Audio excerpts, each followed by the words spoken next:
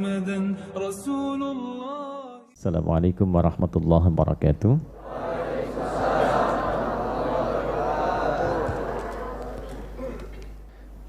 Saudara-saudariku, keluarga sekalian, alhamdulillah kita kembali diberikan kesempatan, kekuatan dan kemampuan oleh Allah Subhanahu wa taala untuk mempelajari sebagian dari tuntunan agama kita, mengkaji petunjuk kehidupan dari Al-Qur'anul Karim.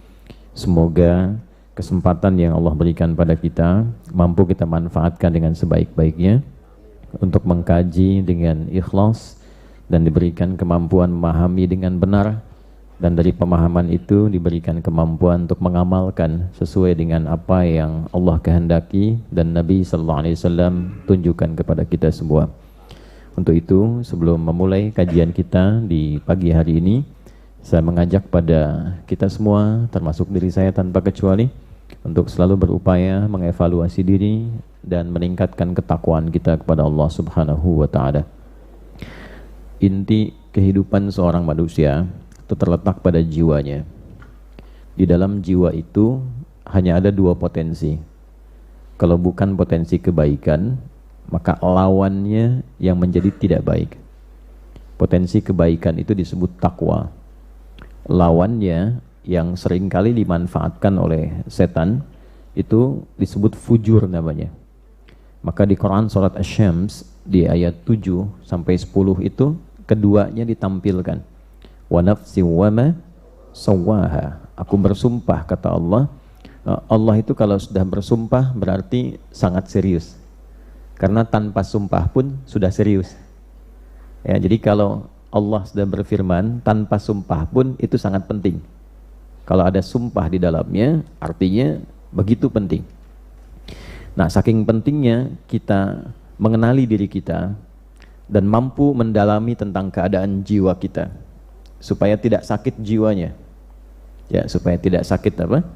Jiwanya. Jadi penyakit jiwa itu bukan kondisi orang yang tidak sadar melakukan tindakan-tindakan tercela yang biasa pada umumnya tercela dia lakukan.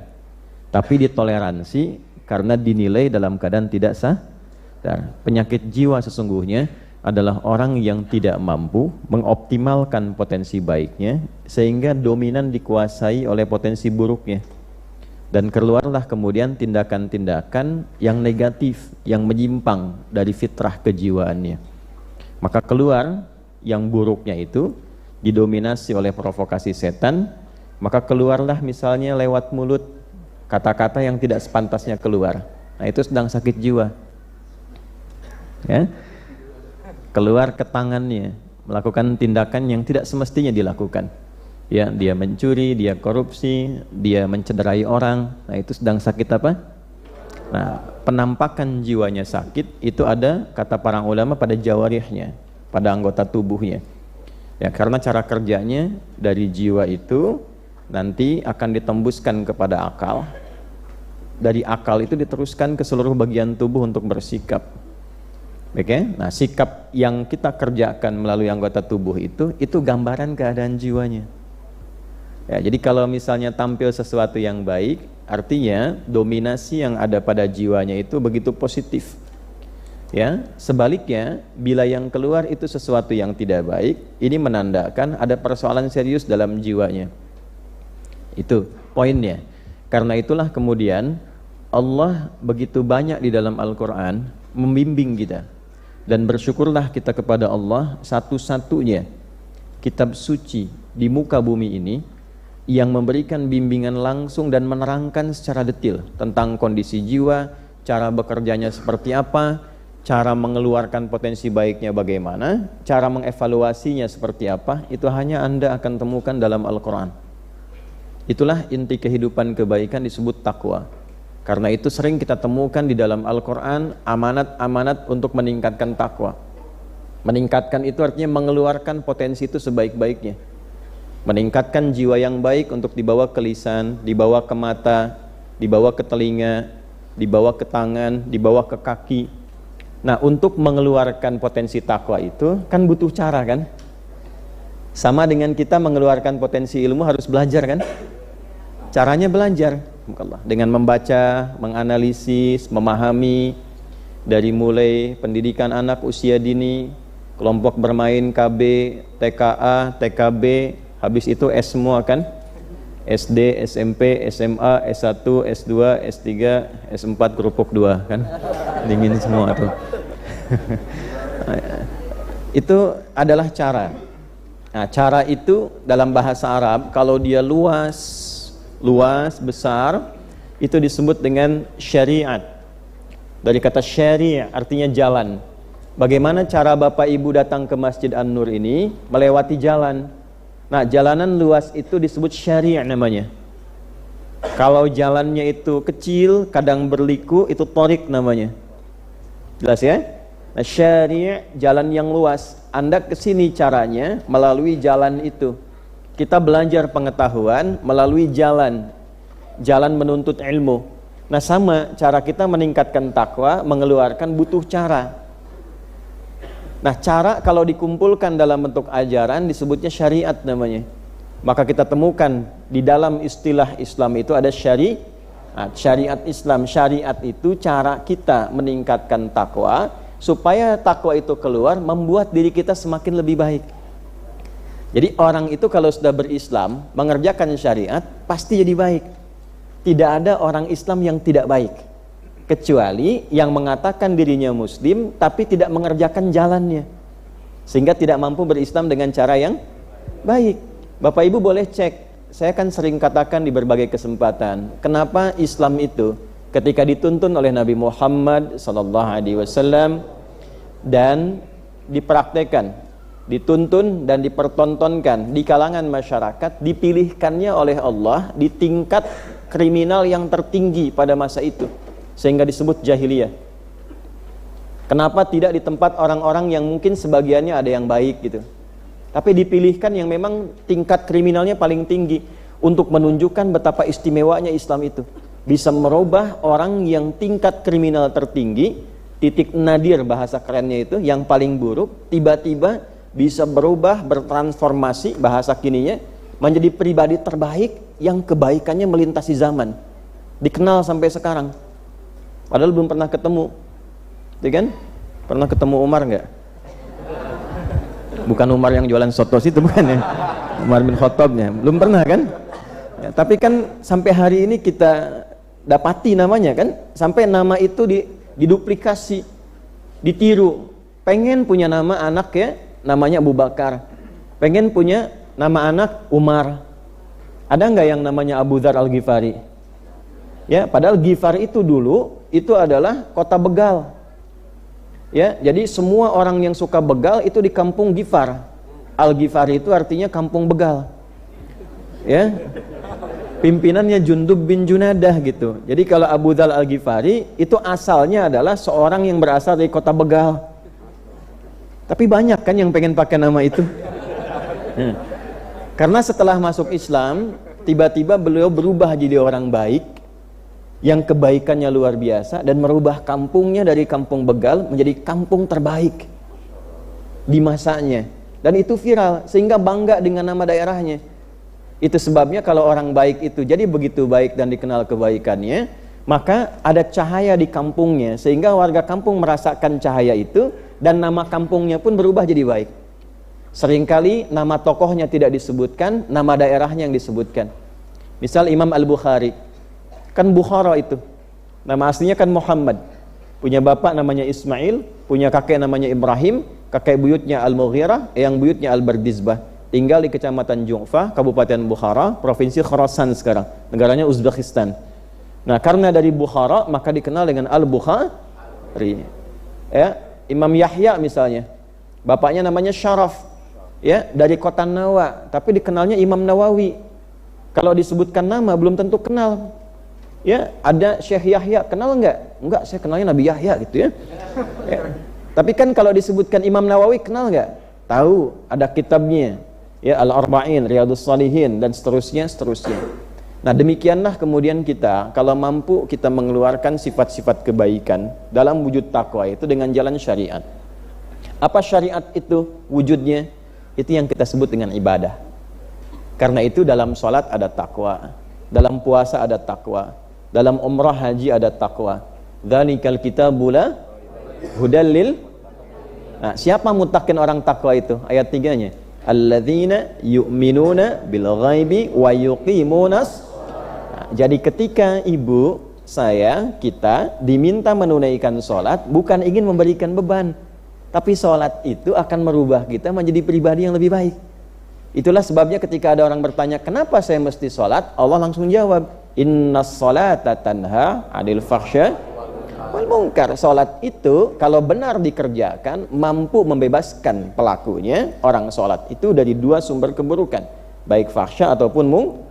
Nah, itulah rahasianya kenapa anak baru fase tumbuh berkembang usia 7 tahun yang diajarkan pertama kali sholat. Mengapa? Karena diharapkan anak itu tumbuh menjadi pribadi yang baik di masa depan.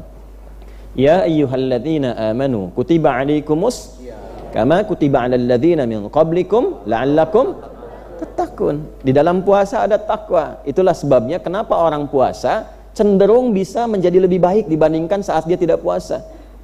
Dan ternyata di antara hikmah puasa itu mampu menekan seseorang dari perbuatan maksiat, bahkan sifat buruk yang pernah dia kerjakan. Itu luar biasanya puasa, Bu. Orang bohong pun libur dulu puasa itu. Ya, penipu itu cuti. Ya, koruptor itu bisa cuti saat puasa itu. Ya, pemarah, suami ibu pemarah luar biasa, itu bisa puasa, saat puasa itu cuti marahnya. Karena minimal takut batal puasanya. Latihan dulu. Saya kan pernah dulu menyampaikan kan, ya, sebuah kisah, yaitu gambaran saja cerita orang. Ada suami pemarahnya luar biasa, dikit-dikit marah, lihat sesuatu marah, itu kan? Tiba-tiba puasa bisa ditahan. Buka jam 6, 6 kurang seperempat, jalan cari bukaan sama istrinya. Ada tetangga provokasi, tapi nggak marah. Istrinya bilang, tumben papa nggak marah? Ntar habis maghrib katanya. Habis maghrib kan nggak jadi gitu, sayang ya. Nah, ini kenapa setiap Jumat kita tiap pekan khatib mengingatkan, yuk tingkatkan takwa. Maksudnya apa? Coba evaluasi sebanyak apa kebaikan yang sudah dikerjakan selama sepekan ini dengan status yang melekat pada diri kita. Misal datang ke Jumat ya, ketika mendengar khatib mengatakan, jamaah sekalian mari kita tingkatkan takwa. Lekatkan statusnya. Sebagai anak, berapa kebaikan yang telah kita munculkan kepada orang tua. Sebagai suami, berapa kebaikan yang telah dikumpulkan yang mampu diberikan kepada istri. Sebagai ayah, status sosial dan sebagainya. Nah, kumpulkan itu, jangan sampai kita wafat kecuali sedang patuh mengerjakan kebaikan itu.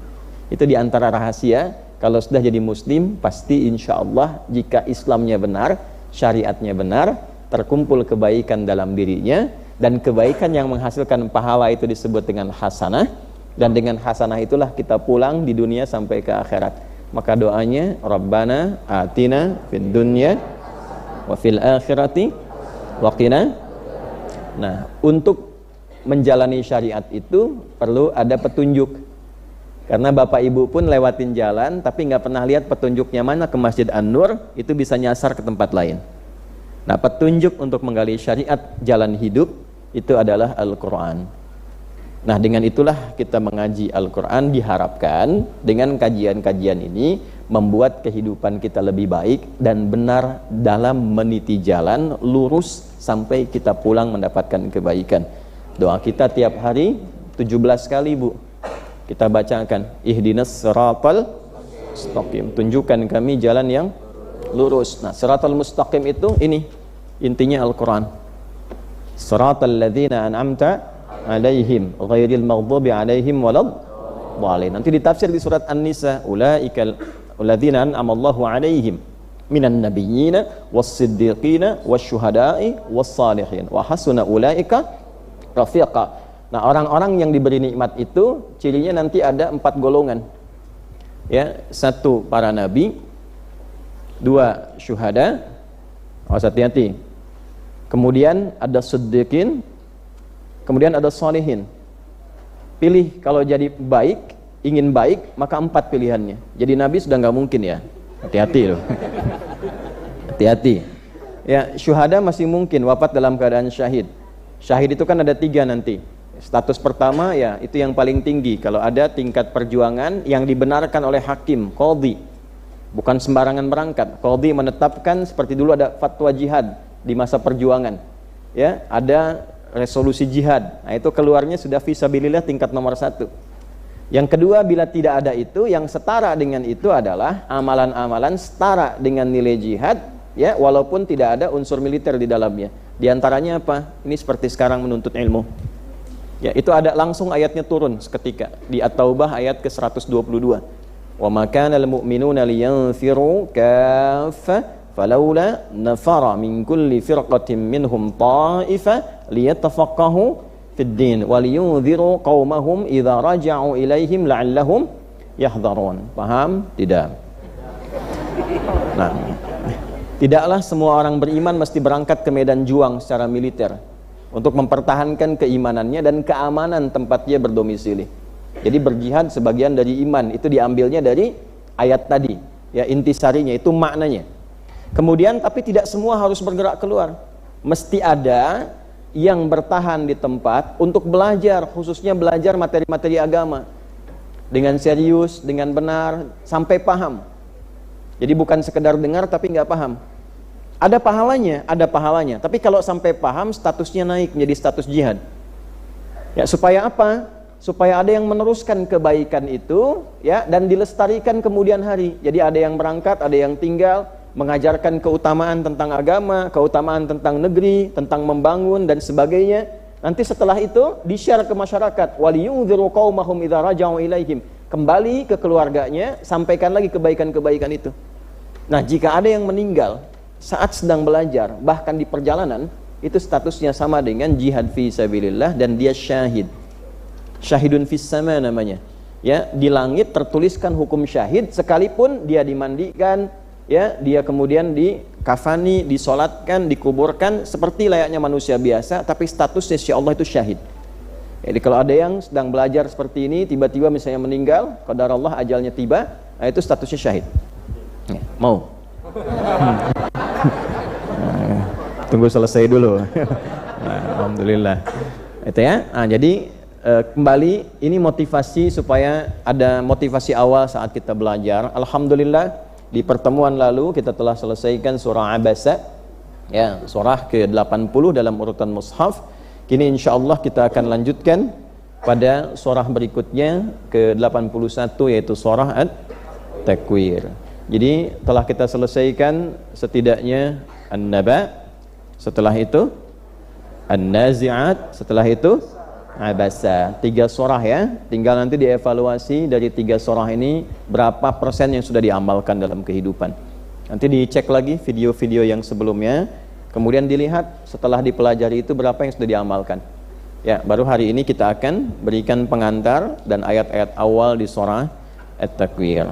Nah, jadi kajian ini sekali lagi harus membuat kita lebih baik, lebih dekat dengan Allah dan memunculkan nilai takwa yang ada pada jiwa kita. Untuk itu, mari kita memulai dan saya harap kita bisa fokus karena waktu hari ini begitu padat, ya. Dan sebelumnya saya harus meminta maaf karena ada rencana di pertemuan sebelumnya untuk diundur ke tanggal 11. Namun hari ini tetap dilaksanakan seperti semula karena ternyata kegiatannya yang berubah, ya. Namun demikian alhamdulillah Allah berikan kesempatan pada kita dan semoga diberkahi oleh Allah Subhanahu wa taala. Untuk itu keterangan yang sebelumnya saya cabut dengan hadirnya saya hari ini. Ya. Enggak, nanti kan di akhirat saya ditanya. Kan ditanya nanti dihisab. Kenapa kamu bilang diundur tapi kamu datangnya sepekan sebelumnya gitu. Kan saya jawab apa? Ya kan? Ya, tapi kalau saya sudah katakan saya sudah cabut gitu. Nah, nanti diputar gitu. Aman ya? Ya, kalau enggak itu ya sudah kita tutup. Ayo kita mulai. Bismillahirrahmanirrahim.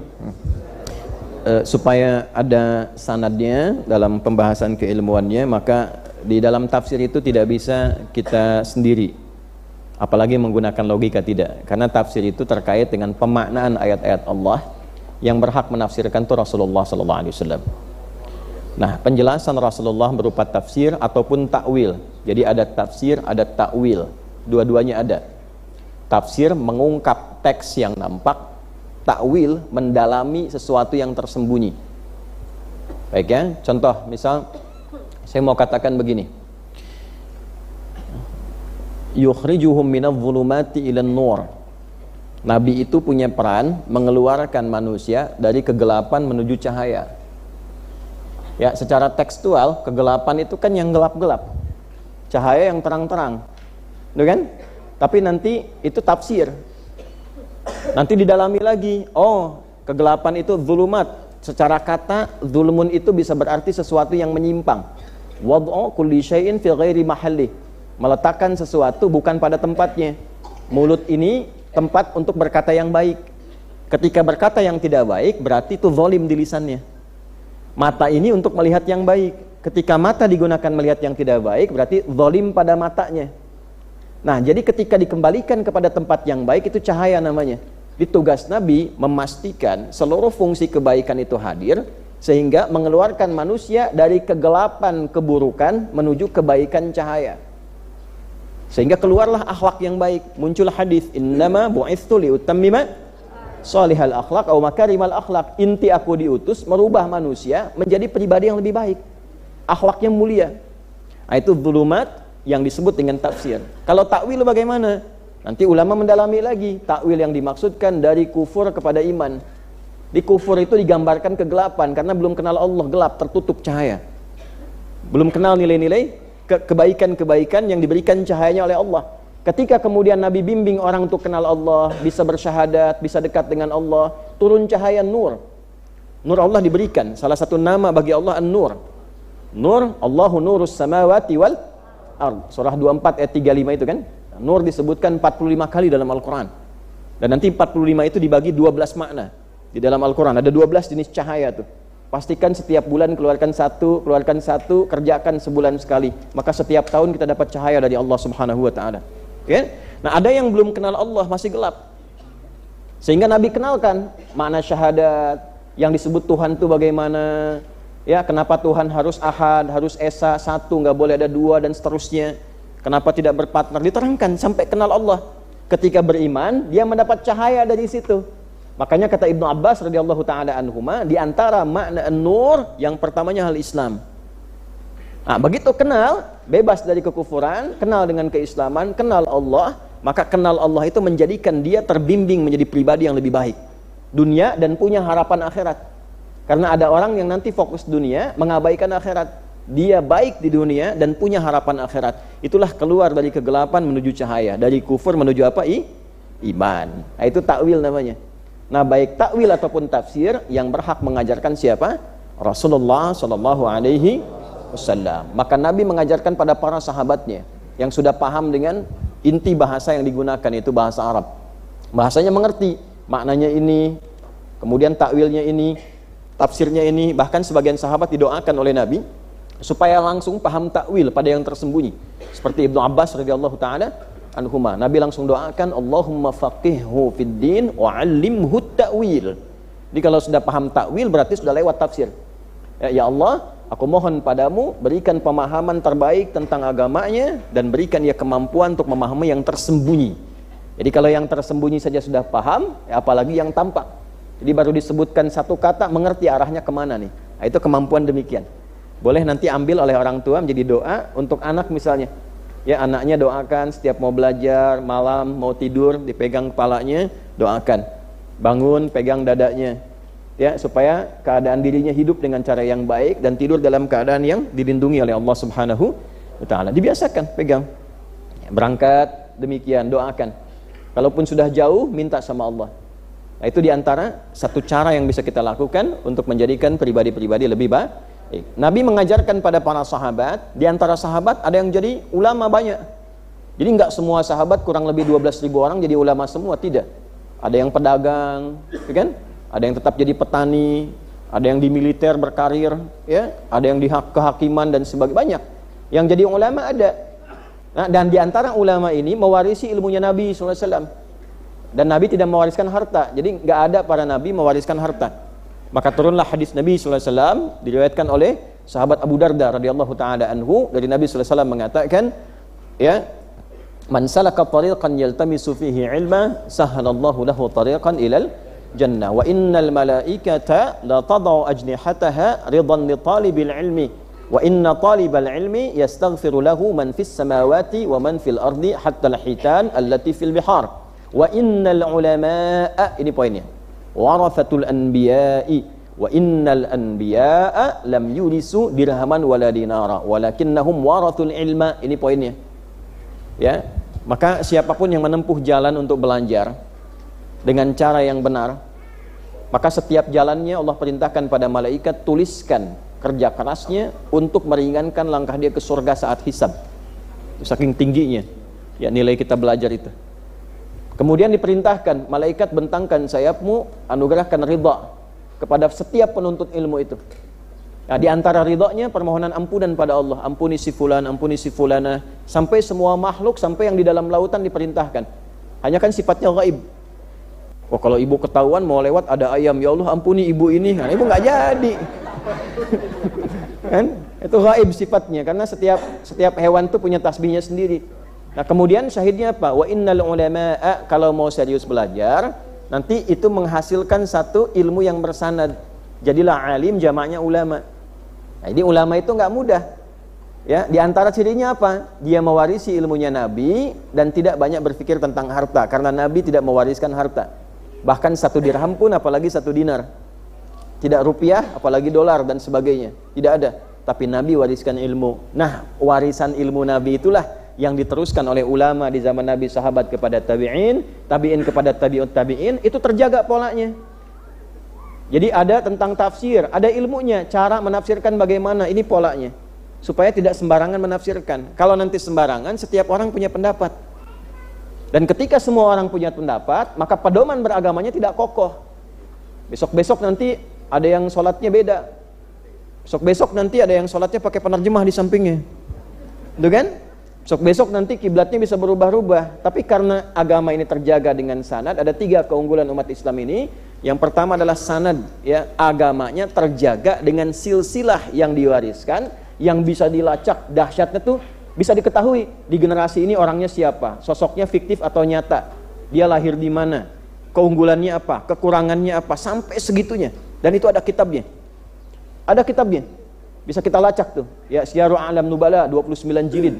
Diterangkan tuh, si fulan lahir di sini, tempatnya di sini, bapaknya di sini, kakeknya ini. Kehidupannya begini, keilmuannya seperti ini, gurunya ini, muridnya ini, sampai sebegitunya. Di mana ada agama yang menunjukkan silsilah ajaran agamanya sampai detil ke orangnya, sampai ke tempatnya, dan situsnya masih bisa ditemukan sampai sekarang. Jadi kalau diterangkan seperti itu, belum yakin Anda dengan kebenaran Islam, dengan cara apa lagi diterangkan? Dan silahkan dibandingkan. Nah, karena setiap ulama itu menyebar, maka untuk memudahkan mereka menulis kitab-kitab, menyampaikan metodologi, cara menafsirkan tuh ini, kaidahnya seperti ini, diajarkanlah itu kemudian lewat ulama-ulama yang lain, disampaikan melalui sanad sampai kepada kita. Karena itu ketika mengaji tafsir, biasanya baik orang yang sudah mengajar biasa syekh ataupun juga muridnya mau mengajar, dia bersandar kepada penafsiran para mufassir, baik kitabnya dibawa ataupun tidak dibawa. Nah, coraknya itu banyak. Itulah yang disebut dengan tafsir bersanad. Nah, hari ini saya bawa satu di antara sekian tafsir, namanya tafsir Al-Maraghi.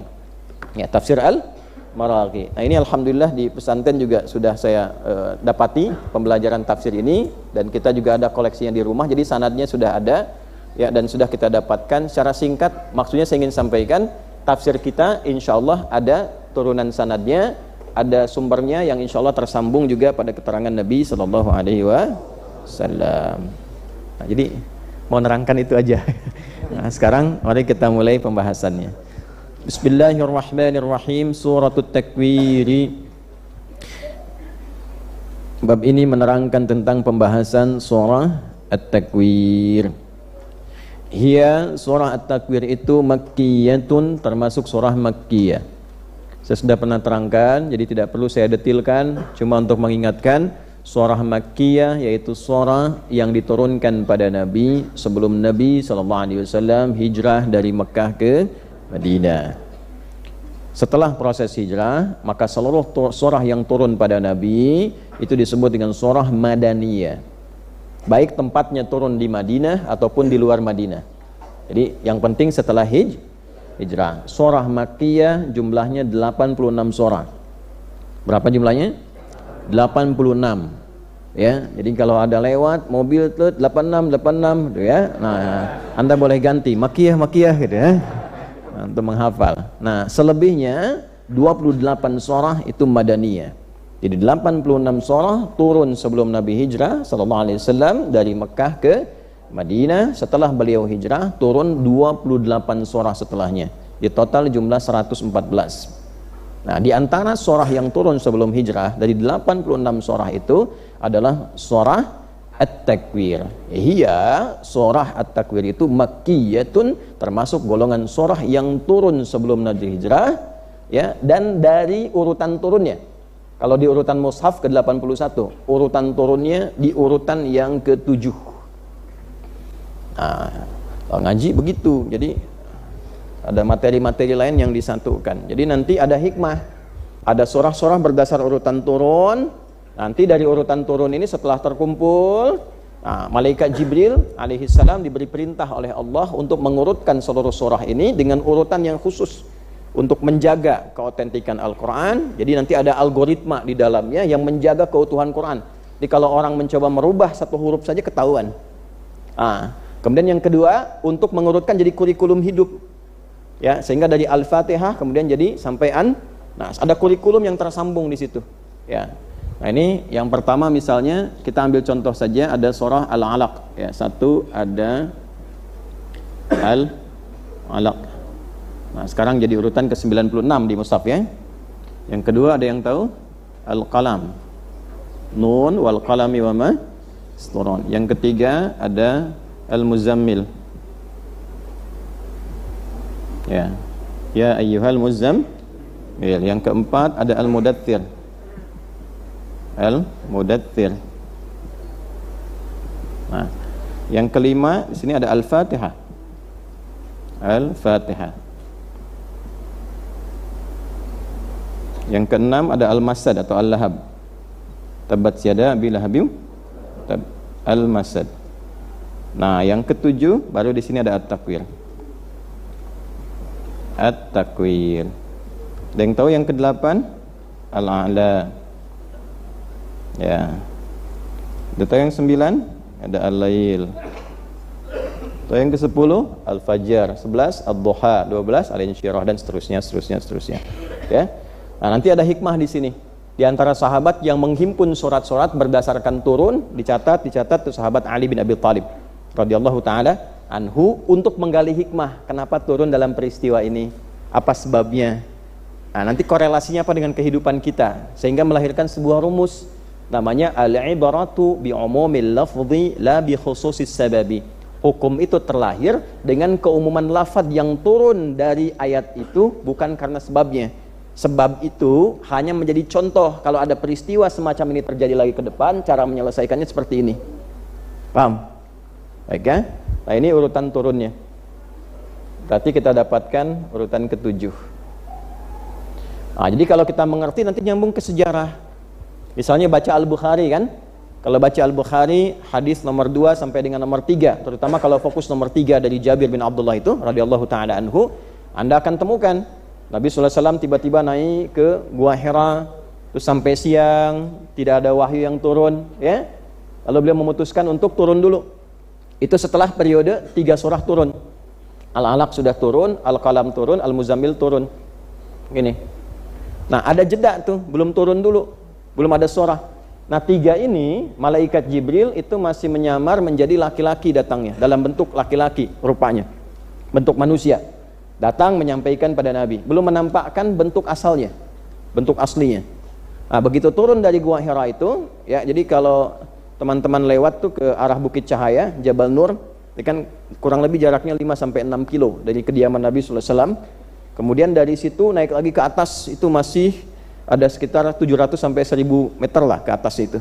Sampai puncak turun sedikit ke arah yang depan. Temukan nanti beberapa batu yang membentuk goa, terus arahnya ke arah Ka'bah itu. Ya, spesifiknya itu. Saya pernah naik ke atasnya itu.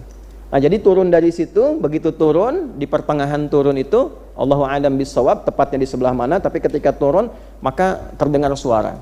Muhammad. Nah, beliau SAW nengok ke belakang, ternyata nggak ada makhluk apapun. Kanan kiri kosong. Begitu nengok ke atas, ya kata beliau, saya melihat makhluk itu ya seakan duduk antara langit dan bumi. Gitu ya, duduk manggil Muhammad, Muhammad. Ginilah masnya kan pulang dari sini siang-siang, mau itikaf dulu gitu kan. Nah, setelah semua pulang gitu kan, habis duhur di sini itikaf jam 1, setengah 2 udah kosong semua lewat sini. Siapa namanya Mas? Ramadan, gitu kan? Nah, pas keluar gitu, Ramadan, belum baru Rabiul Akhir. Ramadan, nengok tuh kanan kiri kosong, ke atas ada misalnya ya sosok besar pakai jubah besar gitu kan, antara langit dan bumi, pakai jubah putih, manggil-manggil, mau Ramadan. Bagaimana responnya? Gitu kan? Apa sih gitu kan, kamu ya? Pasti lari ya. Nah, maka bahasa hadisnya faru'ibtu minhu. Aku merasa gelisah sampai bulu kuduknya naik dan mempercepat jalannya untuk pulang.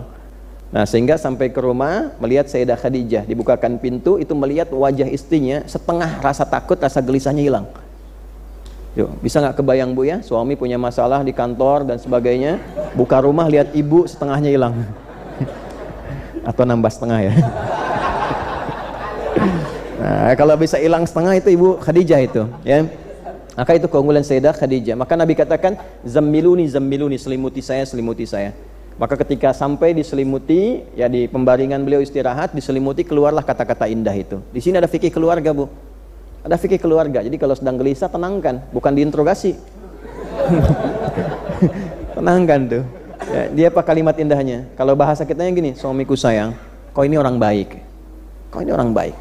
Tidak punya musuh, engkau pelindung orang-orang yang lemah, engkau pemberi orang-orang yang membutuhkan, untuk perawat anak-anak yatim. Bahasa kitanya ya kalau diterjemahkan, yakinkan pada hatimu yang paling dalam, aku akan selalu bersamamu dalam suka dan duka. Tuh. Jadi begitu sudah tenang, turunlah ya ayyuhal muddatsir. Tuh. Nah, ini kalau kita ngaji begini terasa feel-nya gitu. Oh, rupanya dakwah terbuka itu baru dimulai setelah turun 3 surah. Terus ini berapa lama? Jadi tidak singkat. 3 tahun 6 bulan kurang lebih pembekalan Nabi sebelum dakwah terbuka. Itu Nabi diberikan dulu pemahaman al-alaq seperti apa, al-qalam bagaimana, al-muzammil seperti apa, sehingga ada ilmunya dulu. Ya, seperti itulah berdakwah. Jadi bukan tiba-tiba lompat, ya. Baru belajar hari ini besok jadi mufti misalnya, tidak demikian juga ya, ada proses. Nah, setelah itu ada al-Fatihah, ada al-Masad, kemudian ada at-takwir. Yang ke-7. Nah, dalam turunnya at-takwir ini ada periode dakwah berarti sudah terbuka. Di sini baru di kalangan keluarga dekat saja. Ya, wa anzir asyiratakal aqrabin. Jadi Nabi baru mengingatkan keluarga terdekatnya saja. Nah, ketika diingatkan keluarga terdekatnya itu tentang Allah, tentang keislaman, dikumpulkan keluarganya, diundang oleh Nabi, yang protes kan Abu Lahab. Ya, makanya turun surat Al-Masad. Tabat yada Abi Lahabim wa tab. Abu Lahab sampai mengatakan, untuk urusan begini kamu undang saya kan sibuk Muhammad. Bisnis saya ini terganggu, cuma diundang begini habis waktu. Bahasa kitanya time is money gitu kan. Ya, Abu Lahab udah pandai itu, gitu ya. Ya, waktu itu adalah uang saya habis gara-gara dipanggil kamu begini. Niaga saya terganggu gitu kan. Nah, makanya turunnya langsung respon dari Quran, memprovokasi saudara yang lain, istrinya pun provokasi seperti kayu bakar. Makanya disebut hammalatal hatab. Tabat yada Abi Lahabim. Langsung direspon, ma aghna anhu maluhu wa ma. Jadi harta yang dibanggakan, pekerjaan, profesi yang disampaikan pada Nabi yang katakan kamu mengganggu nih. Niaga saya terganggu, profesi sebagai pebisnis ya tercoreng dan sebagainya, cuma karena diundang begini, langsung direspon oleh Al-Qur'an. Tidak akan pernah memberi manfaat apa yang kau banggakan itu, baik hartamu ataupun status sosialmu dengan pengingkaranmu itu. Ya, dan tahukah Anda, kita ternyata beliau ini termasuk orang paling tampan di zamannya. Saking tampannya kayak nggak ada celak di wajahnya, Bu. Ya. Ibu nggak akan temukan komedo apalagi komodo tuh di wajahnya tuh. Bersih, halus. Ya, dalam bahasa Arab itu bersih, halus itu disebutnya lahab. Kayak api yang betul-betul bersih gitu, tidak ada celaknya. Api kalau sudah biru kan bersih kan? Nggak ada celaknya itu lahab namanya. Ya, Abu Lahab. Makanya dengan pengingkarannya itu dan provokasinya disiapkan neraka yang paling bersih yang nggak ada celaknya. Itu menandakan apinya yang paling panas gitu. Nah, ini ya hati-hati. Nah, setelah itu kemudian ini bergerak termasuk ketemu dengan Abu Jahal dan yang lain-lain sebagainya, memprovokasi dakwah Nabi. Dan keluarlah kemudian beberapa statement-statement dari Abu Jahal kepada Nabi SAW ketika Nabi menyampaikan ya bahwa kita itu harus melalui jalan yang dibimbing oleh Allah, kenal dulu Allah. Lalu Abu Jahal memberikan respon. Ya, apa responnya? Ya kita punya pilihan sendiri. Tuhan aja belum tentu mengetahui jalan hidup kita. Nah, jadi kalau ada yang berstatement seperti itu, Tuhan aja belum tentu tahu keinginan saya yang terdalam, itu sudah keduluan oleh Abu Jahal. Ya, sanadnya ada. Nah, sanadnya ada, gitu kan? Nah, ini posisi rumahnya Abu Jahal tuh kurang lebih begini. Ini ilustrasi saja ya. Ini yang Zamzam Tower. Ini yang jalan kecil, sini ada Sofwa. Jalan ke sana besar, ini Istana Raja, Jabal Qubais. Nah, Jabal Qubais ini saya penting sampaikan, ini garis lurus, ini masjid, posisinya Masjidil Haram, panjang sini. Begitu kita belok sini, saya nggak akan sebutkan kipas angin, sudah saya pernah sampaikan dulu. Ini pintu 26, terus ini gate Nabi. Ya. Nah, di sini nanti Anda akan temukan semacam jembatan gitu ke sini. Ya, penyeberang dari, ini kan jadi istana di sininya. Di atas bukit ini. Untuk tamu-tamu dan sebagainya. Nah di sini ini ada tiang lampu tinggi nih, ada tiang lampu. Nih. Nah ini kediaman Abu Jahal di sini. Ya, kalau lurus dikit ke sini, masuk ke bawah ini Babus Salam. Kemudian terus ini Sofwa di sini ada Marwah, di sini keluar, ya ada toilet kan sebelah sini. Nanti kediaman, enggak, saya cerita sejarah, bukan. Nah, di sini nanti ada kehidupan Nabi dengan Sayyidah Khadijah. Di sini nanti ada rumah Nabi, tempat dilahirkan, di atasnya ada bukit. Yang ini kemudian disamarkan jadi perpustakaan. Di Anda bisa terilustrasikan kalau Nabi mengundang berarti ke sini gitu. Tempat hidupnya, di sini tempat lahirnya. Ya, undangannya ada di daerah sini, dekat Marwah, pintu Marwah di depan nih. Di kebayang ini Abu Jahal. Nah, Abu Jahal ini memprovokasi nanti ya kepada Nabi SAW ketika Nabi sedang berdakwah, artinya kan di area dekat Ka'bah. Kalau area dekat Ka'bah kan di sini. Ini langsung dari masuk sini, lewat sini ketemunya nanti Hijr Ismail, dimulai tawaf. Area dakwah Nabi kan di sini dengan seputaran arah sini, depan rumahnya Abu Bakar As-Siddiq yang sekarang ada Hotel Hilton yang lama di sini. Depannya toilet 1, yang toilet 2-nya di sini diwarnai warna hijau sebagai pertanda. Itu dulu parlemen Quraisy ada di situ. Yang di situ ada Abu Lahab, Abu Jahal dan Abu yang lainnya. Nah, di sini merumuskan banyak sekali persoalan putusan. Nah, dia keluar kata-kata itu. Ya, ya kita semua punya pilihan. Tuhan aja nggak bisa mengetahui pilihan kita dan mengatur pilihan kita. Kita bebas loh gitu. Itu bahasa Abu Jahal pada masa itu. Maka turunlah respon diantaranya ayat ke-29 surat At-Takwir. Wa ma tasyauna illa ayyasha'allahu rabbul alamin. Tidak bisa engkau berkehendak selain ada kuasa Allah yang mengatur di dalamnya dan memberikan konsekuensi dari pilihan-pilihan kehidupan yang engkau telah tetapkan. Karena dia yang mengatur, jangankan dirimu, semesta pun dia atur. Jelas di sini? Jadi lokasinya bisa kita pahami, peristiwanya bisa kita pahami. Yang kedua, ini saya antarkan dulu sehingga nanti saat baca mengerti, oh kenapa surahnya turun, di mana tempat turunnya, ada kejadian apa saat turun, dan bagaimana keadaan masyarakat, landscape-nya dalam bahasa gaul sekarang, bagaimana keadaan masyarakat saat itu sampai-sampai turun ayat ini untuk menyadarkan, turun surat ini untuk membimbing. Jelas? Jelas? Belum saya jelaskan. Kita jelaskan dulu baru jelas. Satu, kondisi masyarakat pada saat itu mengagungkan status sosial. Ini tertinggi nih, siapa yang statusnya paling tinggi, ini yang terhormat. Mengagungkan status sosial di atas sikap bertuhan.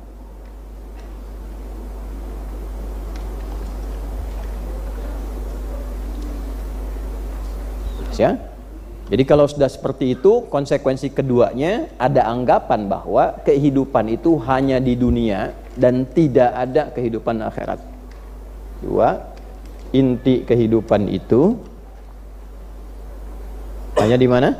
Dunia, menurut orang-orang jahiliyah pada masa itu, dan mereka menepikan akhirat, menampik sampai mengatakan begini, wa ma yuhlikuna illa ad-dahr. Ya, kita ini hanya nikmati kehidupan dunia aja, mumpung di dunia. Akhirat belum jelas katanya. Ya, jadi kalau ada yang berikan statement begitu, ketinggalan juga 15 abad lalu. Sudah ada yang, dan mereka sangat profesional di bidangnya. Ya, ini tuh.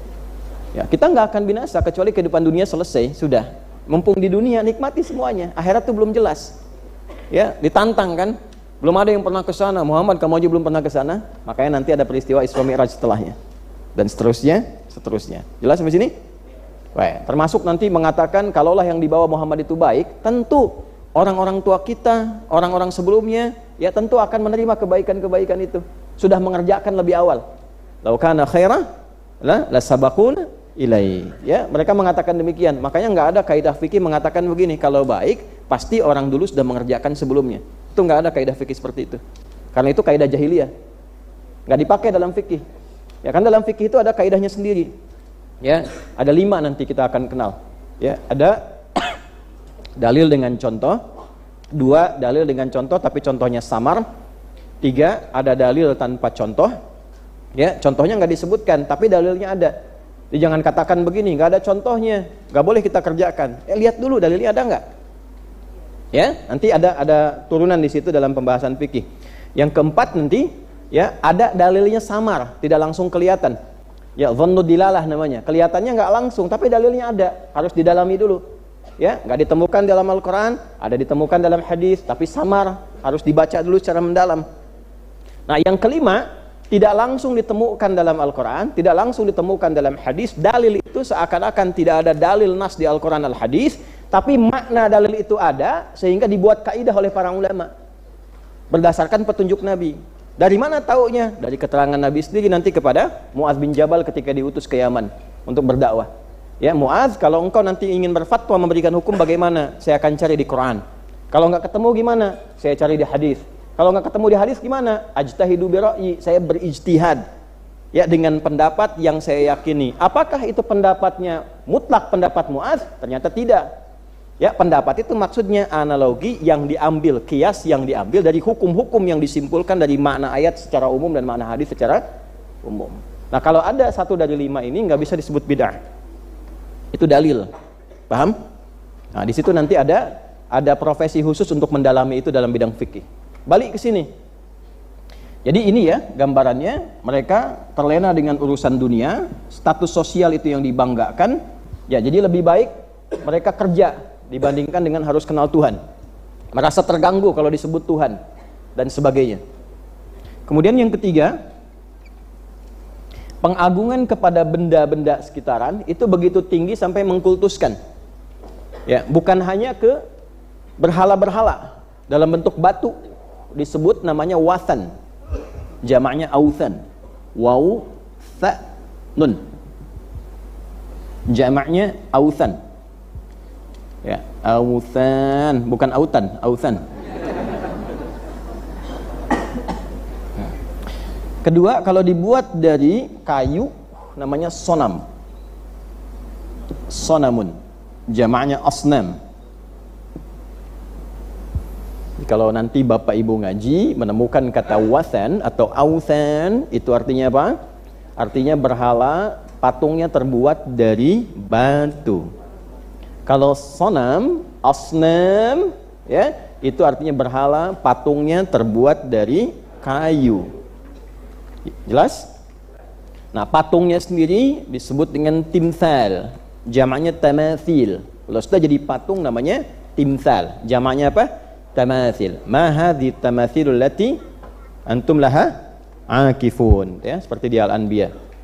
Dah, yang ketiga, selain patung-patung ini, mereka juga mengagumi berbagai benda-benda yang bahkan didewakan oleh penduduk-penduduk yang lain, seperti matahari, bulan. Ya, makanya nanti penduduk Nabi Ibrahim itu, ya, di wilayah Ur yang ada di sekitaran Irak, ya, kekinian, itu yang disembahnya kan dewa matahari, dewa bulan. Kemudian juga ada beberapa benda-benda langit, ya, yang mereka kemudian sembah, yang kita sebut sekarang yang terbesar planet, ada Jupiter. Ya, ada dewa Jupiter mereka punya itu, ada Mars juga mereka punya. Jadi mereka kumpulkan itu jadi satu. Ya, penyembahan terhadap benda-benda langit.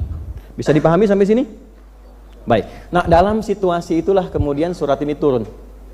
Di problem sosialnya demikian, tidak kenal dengan akhirat, menolak peristiwa-peristiwa terkait akhirat, menolak bahwa akan ada kiamat tuh enggak. Pokoknya hidup cuma di dunia, yang memisahkan dia cuma kematian. Setelah meninggal ya selesai. Enggak ada kiamat itu. Ya, enggak ada akhirat itu. Enggak ada Tuhan, ini cuma karyanya Muhammad saja. Ini karangannya Muhammad, ini syairnya Muhammad, ini sihirnya Muhammad. Ya, itu dikumpulkan demikian. Jadi mereka lebih menikmati kehidupannya, hanya menyembah apa yang ada. Kelihatan matahari besar, sembah matahari. Matahari hilang paginya, kan? Siangnya hilang, malam muncul bulan, sembah bulan. Jelas ya? Nah, itu yang digunakan tuh. Jadi kalau istri marah pada suami pun itu, dengan kekuatan bulan aku menghukummu, kan? Nah, sebagainya gitu. Nah, itu ya. Itu gambaran. Maka kemudian turunlah surah ini untuk menerangkan hakikat tentang terjadinya kiamat dan menjelaskan bahwa semua yang dibanggakan itu, baik mataharinya, sampai bulannya, sampai gunungnya, sampai semua keadaan itu akan dilipat, hancur, lebur dan selesai peristiwanya. Maka turunlah kemudian surat ini untuk merespon dengan 13 sumpah sekaligus. Saya ulangi, dengan 13 sumpah sekaligus. Jadi Allah itu merespon 13 peristiwa secara langsung dengan 13 sumpah sekaligus.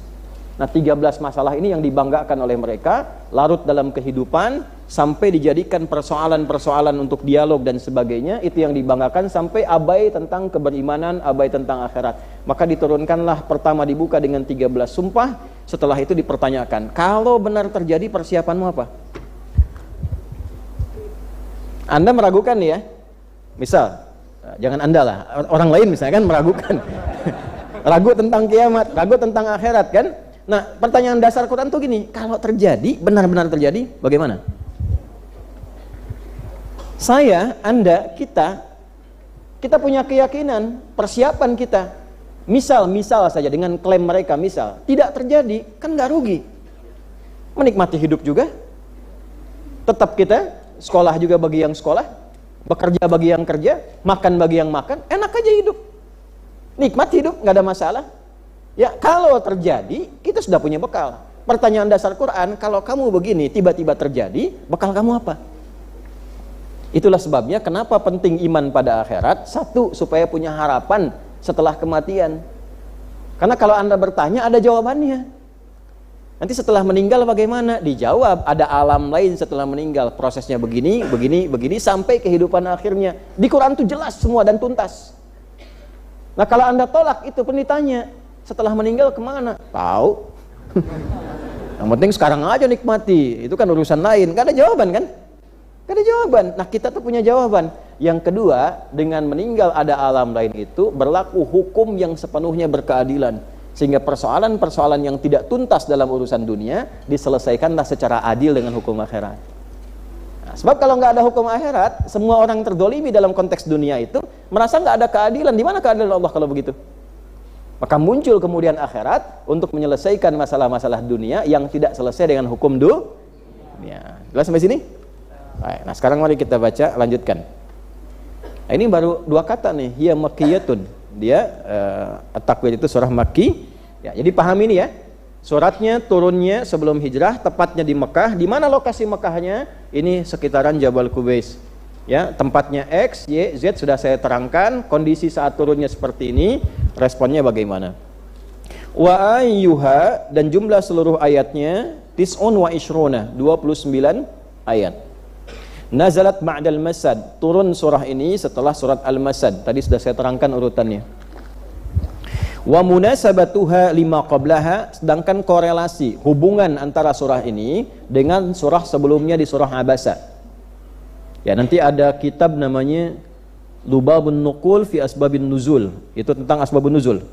Yang kedua ada nanti Tartibus Suwar fil Quran, dua-duanya karya Imam As-Suyuti rahimahullahu ta'ala, Jalaluddin As-Suyuti. Tartibus Suwar itu hubungan antara surat satu dengan surat yang lainnya. Apa kaitan Al-Baqarah dengan misalnya Al-Fatihah?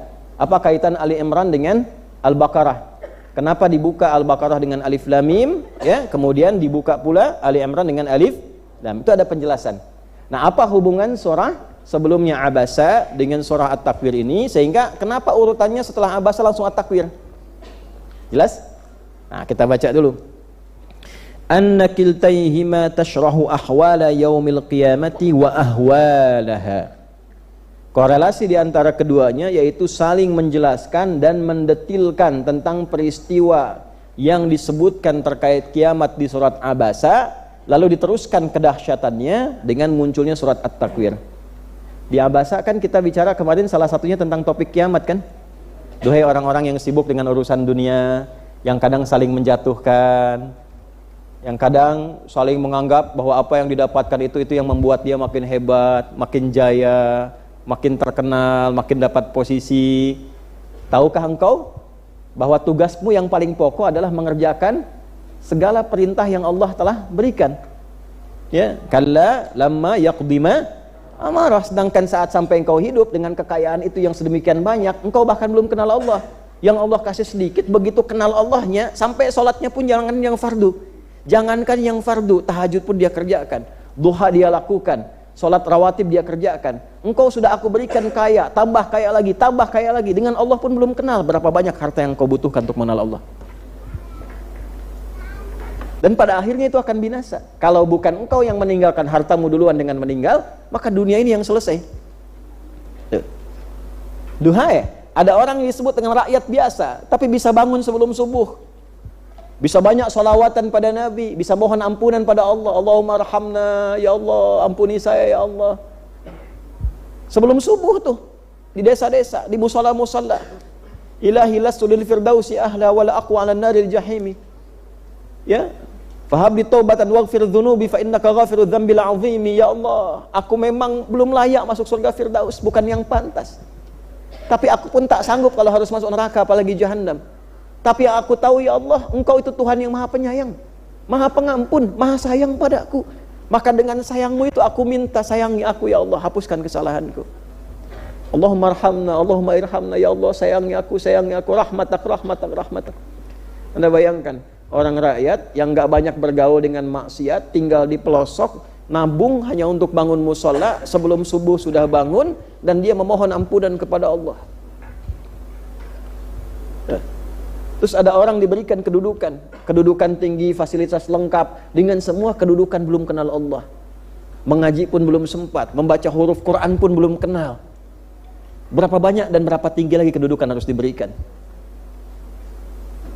Nah, sementara kita berlomba dengan waktu. Kalau bukan kita yang meninggal dengan ajal, dunianya habis. Nah, kalau ingin tahu cara dunia habis itu seperti apa, maka dijelaskan dalam surat At-Takwir. Nih begini nih. Semua yang kita rasa, yang kita lihat hancur, semua dilipat. Semua yang kita dapatkan, kita tatap, bahkan ada yang mempertuhankan, dihabiskan sekalian untuk menunjukkan bahwa Tuhannya hancur sekalian. Yang dipertuhankan, jangan dipotong tuh. Yang dipertuhankan tuh hancur sekalian. Ya, bahkan nanti semua yang dipertuhankan nanti dijelembabkan ke neraka sekaligus. Jadi yang menuhankan matahari, mataharinya sekaligus dimasukkan ke dalam neraka sehingga menjadi bahan bakar secara langsung di neraka. Nanti ada hadisnya di Al-Bukhari di nomor hadis 3200 tuh. Ya, termasuk nanti dalam beberapa hadis yang lain. Ya, yang menuhankan bulan, bulannya dimasukkan sekalian. Ya, yang mendewakan air dan sebagainya, airnya diletupkan semua sehingga menyatu. Nanti yang ada unsur apinya, wal bahril masjur di surat At-Tur itu membakar semua air itu sehingga air itu jadi menyala keseluruhannya. Ya, ya, jadi lahar yang sangat panas dan seterusnya. Jadi semua ditampakkan demikian. Jadi kalau ada orang yang masih lalai di surat Abasa, ya, kemudian masih menantang terjadinya kiamat sampai dia belum mau taubat, maka ditunjukkan oleh Allah dahsyatnya kiamat itu sampai seperti ini. Ya, karena itu teruskan.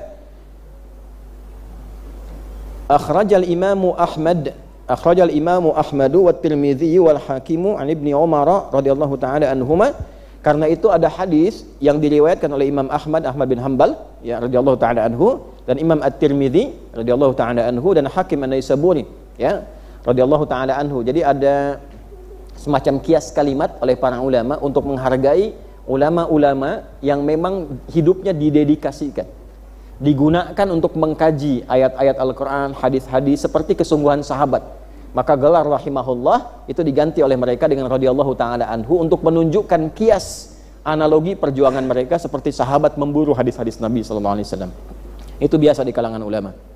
Dari Ibnu Umar, semoga Allah ridhai beliau dan ayahnya, maksudnya Abdullah bin Umar bin Khattab radhiyallahu ta'ala. Ada Abdullah bin Amr, ada Abdullah bin Umar. Kalau Abdullah bin Amr, ain, mim, ra, ada wawunya di akhir. Itu anaknya sahabat mulia Amr bin As radhiyallahu taala anhu. Kalau Abdullah bin Umar, anaknya Umar bin Khattab radhiyallahu taala anhuma. Ada 3 Abdullah nanti yang jenius sejak kecil.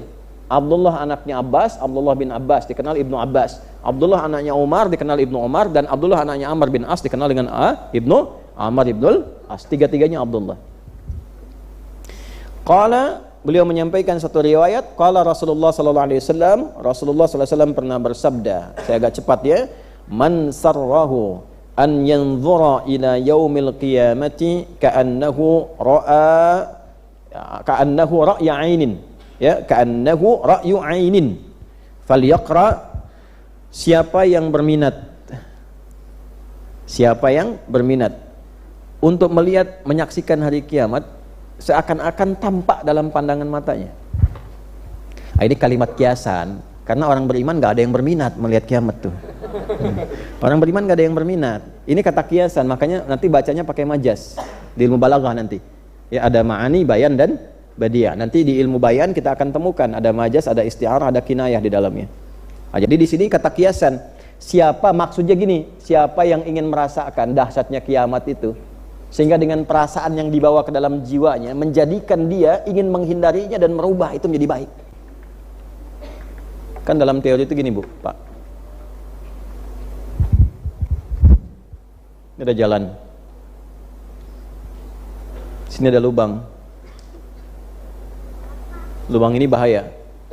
Harus diingatkan kan? Maka ada tulisan kan di sini. Hati-hati berbahaya. Artinya apa? Ada yang mencelakakan di sini kan? Baik ya? Ada yang mencelakakan ya? Baik ya? Tapi kalau tulisannya begini misalnya, nengok wafat. Misal, nengok wafat. Artinya apa? Ada yang dahsyat kan? Kalau kita mau landing, khususnya di luar negeri, kan suka diingatkan sama pramugari itu kan? Ya, mengatakan hati-hati hukum di Indonesia itu kalau bawa obat-obatan terlarang seperti narkotika dan sebagainya, ancamannya hukuman mati. Bawa narkotik, mati. Jelas? Maksudnya apa kalimat itu? Untuk menghadirkan rasa kepada jiwa, supaya mencegah perbuatan itu jangan dikerjakan. Kalau dilakukan kamu kehilangan nyawa. Karena itu ada kaidah itu dalam hukum, kadang-kadang dimunculkan konsekuensi atau balasan dari perbuatan tertentu dengan balasan kematian atau hukum yang berat. Tujuannya bukan untuk menghukum orang, tapi untuk mencegah orang dari perbuatan yang membahayakan. Kenapa surat ini turun? Nanti menyampaikan dahsyatnya kiamat, ahwal pakai H besar. Dahsyatnya kiamat untuk membangun rasa pada jiwa, jangan sampai mengalami itu. Jangan sampai terjebak dalam peristiwa goncangannya yang dahsyat, yang mencelakakan itu. Karena itu bagaimana caranya? Nanti solusinya di ayat ke-14 dan seterusnya. Siapkan bekal, bangun jalan yang baik dan sebagainya. Nah, kalau Anda ingin merasakan itu, membangun rasa pada jiwa, ada 3 surat yang Nabi sebutkan, membuat kita semakin menjadi lebih baik dan ingin menghindari dahsyatnya kiamat. Apa 3 surah itu? Maka Nabi mengatakan silahkan baca. Ya. Faliyaqra, maka hendaklah ia baca idza syamsu kuwirat. 1 surah At-Takwir. Yang kedua, idza samaa'u fatarat. Surah Al-Infitar. Yang ketiga, idza samaa'u syaqqat. Surah Al-Insyiqaq. 3 surah itu. Ya. Nah, ini cara baca Nabi yang diwariskan pada para sahabat, pada para ulama dan pada ahli Al-Qur'an. Jadi ada level bacaan yang kalau sudah baca bukan sekedar dibaca. Idza syamsu kuwirat, baca aja. Enggak ada rasa pada jiwa. Ya, jadi nanti ada 3 tahap dalam interaksi Al-Qur'an itu. 1, tahu baca. Tapi belum ada rasa. Walaupun getarannya sudah ada, bisa baca, getarannya ada. Kadang-kadang pengen nangis kan? Ke bawah. Kadang-kadang indah kenikmatan bacaannya itu. Level pertama ini yang membuat kita bisa baca namanya qiraah. Apa namanya? Orangnya qari. Ya, qari. Jadi qiraat itu artinya tata cara membuat kita mampu bisa membaca. Sehingga tahapan perintahnya disebut ikra. Bacaannya qiraah. Dulu ada metode namanya qiraati. Ya, nanti di antara muridnya pencetusnya Kiai Dahlan yang dari Semarang itu. Nanti Kiai Dahlan itu punya murid-murid, di antara muridnya nanti ada yang belajar ke situ dari Jogja lalu membuat ikra. Ya, pecahan dari situ tuh turunannya, membuat ikra. Nah, di ikra, di qiraati itu kan belajar baca tuh. Dari huruf ke huruf, dari kemudian merangkai kalimat, dikeluarkan dari ayat Qur'annya supaya bisa baca. Ya. Dakhala wa kharaja. Pernah lihat ya?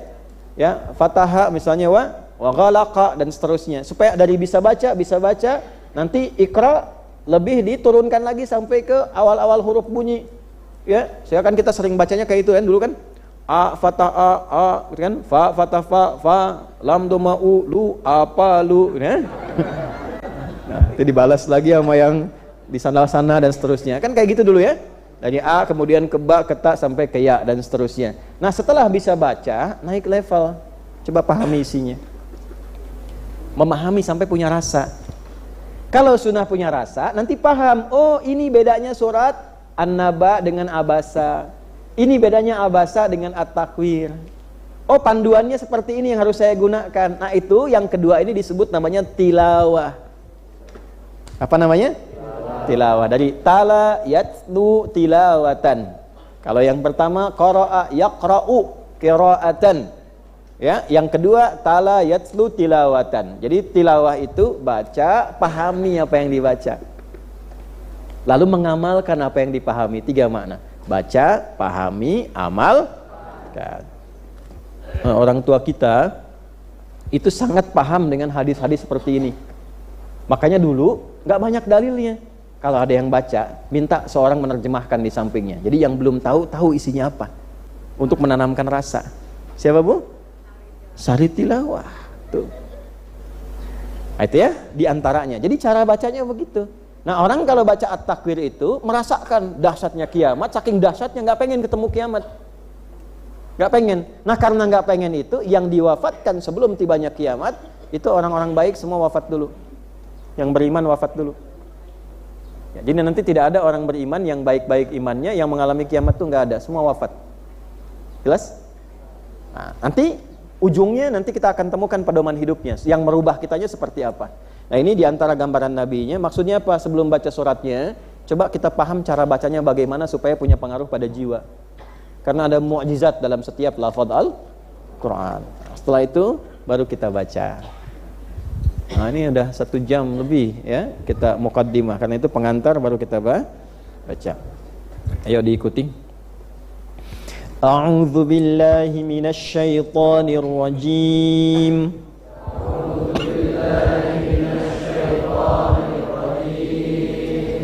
Bismillahirrahmanirrahim.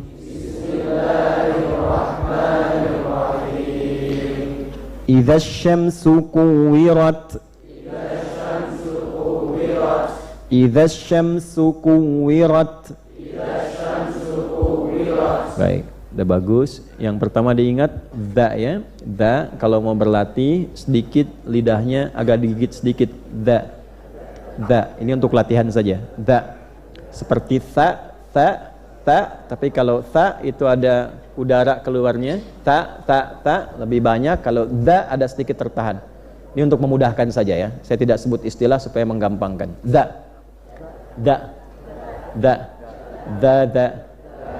Idza. Nah, itu beda dengan ija. Ja. Gampangnya gini, kalau ingin tahu tempat huruf di mana, matikan hurufnya. Sukunkan. Misalnya ba eb. Ya, ta'at za ja ej. Beda kan? Coba ja. Za. Gigit da. Ja. Jaja. Miharja. Ja. Nah, contoh. Kita doakan beliau sehat ya. Beliau sehat, diberikan kesehatan dan kebaikan oleh Allah Subhanahu wa taala. Minimal Orang tuh tidak mudah membuat orang lain bahagia. Ini baru disebut nama kita sudah bahagia kan? Ini sedekahnya banyak itu, kita doakan sehat dan baik. Kembali lagi. Kemudian di syams jangan ditahan. Syamsu, syamsu, bukan syamsu, tidak, syamsu. Ya. Idza syamsu kuwirat,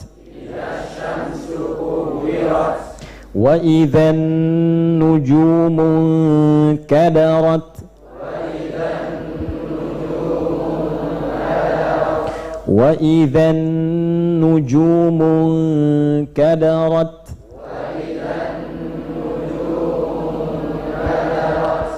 Kalau ikhfa nun mati ketemu huruf-huruf ikhfa itu gampangnya begini, dari gunnah itu langsung masuk ke tempat huruf setelahnya. Ya, jadi kalau kita misalnya mengucapkan di sini ada nujumun, nah nunnya langsung masuk ke huruf kaf, ke tempatnya makhrajnya kaf. Nujumun kadarat.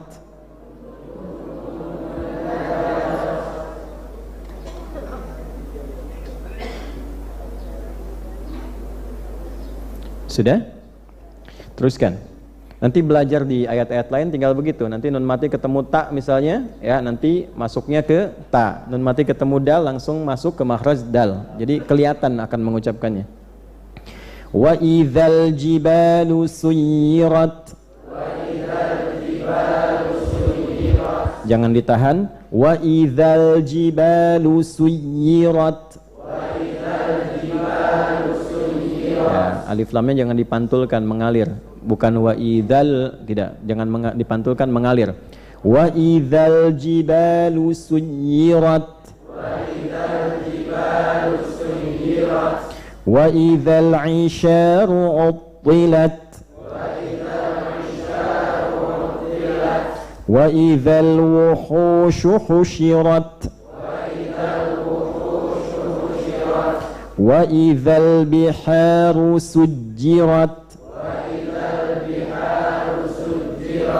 Wa idzan nufusu dzuwijat.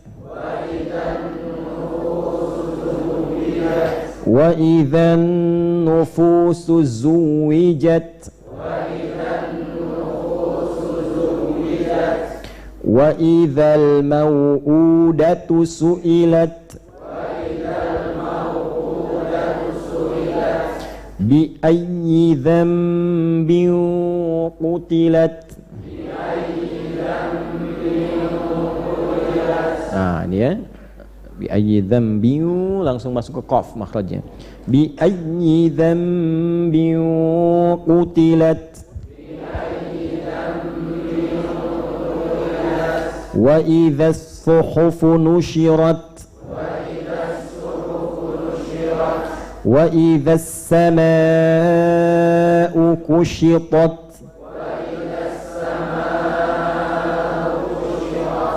Wa idzal jahimu su'irat.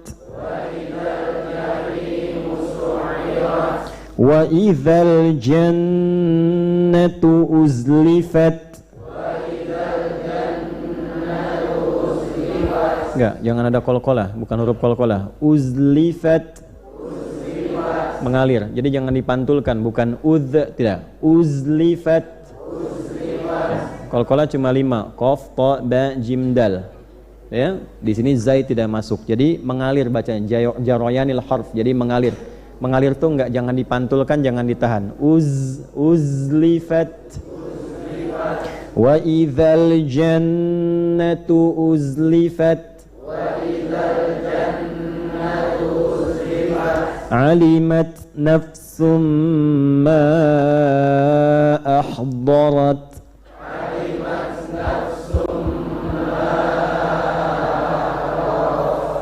Cara mengucapkan bo itu bisa 3. Sebentar ya. Bo bisa dari sini ditarik pinggir ke tengah. Bo. Bisa dari pinggir yang ini. Bo. Bisa dari tengah dikumpulkan. Bo. Odol.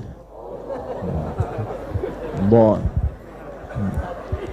Ibu pulang ditanya sama suami, belajar apa tadi? Obol.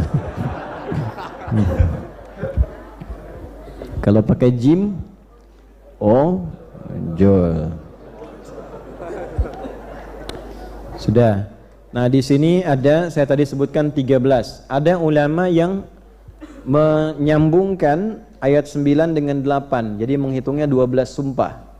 Karena 9 itu rincian dari 8. Ya bi ayyi dzambi qutilat wa idzal mau'udatu su'ilat, ketika para bayi-bayi itu yang dibunuh, ada yang diaborsi dan sebagainya, ditanya oleh Allah, dosamu apa sampai dieksekusi sebelum kamu lahir? Bi ayyi dzambin qutilat. Nah, yang 9 ini disebut tafsir dari yang ke-8, sehingga ada yang menyebut 12 sumpah. Dan memasukkan 12 ini belajar setiap bulan. Tiap bulan satu supaya enggak maksiat dan tidak repot saat kiamat. Ya, dan ada beberapa yang menilai bahwa ada umat kekinian yang sudah melebihi tindakan kriminalnya Fir'aun. Fir'aun itu Fir'aunnya Fir'aun. Ya. Enggak, ini serius nih. Anda boleh bikin status tuh. Fir'aunnya Fir'aun. Dia masih membiarkan bayi yang perempuan hidup, yang laki-laki itu yang dieksekusi. Jadi Fir'aunnya Fir'aun, dia masih milih tuh. Milih jenis kelaminnya. Kalau yang laki-laki eksekusi, yang perempuan bebas. Itu pun masih dia tunggu sampai lahir. Fir'aunnya Fir'aun, ketika akan mengeksekusi bayi yang tidak disukai Fir'aun, dia akan tunggu dulu sampai lahir. Ada orang sekarang, dia nggak peduli laki-laki atau perempuan, dan nggak nunggu lahir, langsung dieksekusi. Dia aborsi itu. Dia nggak peduli mau laki-laki mau perempuan, yang penting dieksekusi, aborsi. Dan nggak nunggu lagi lahir.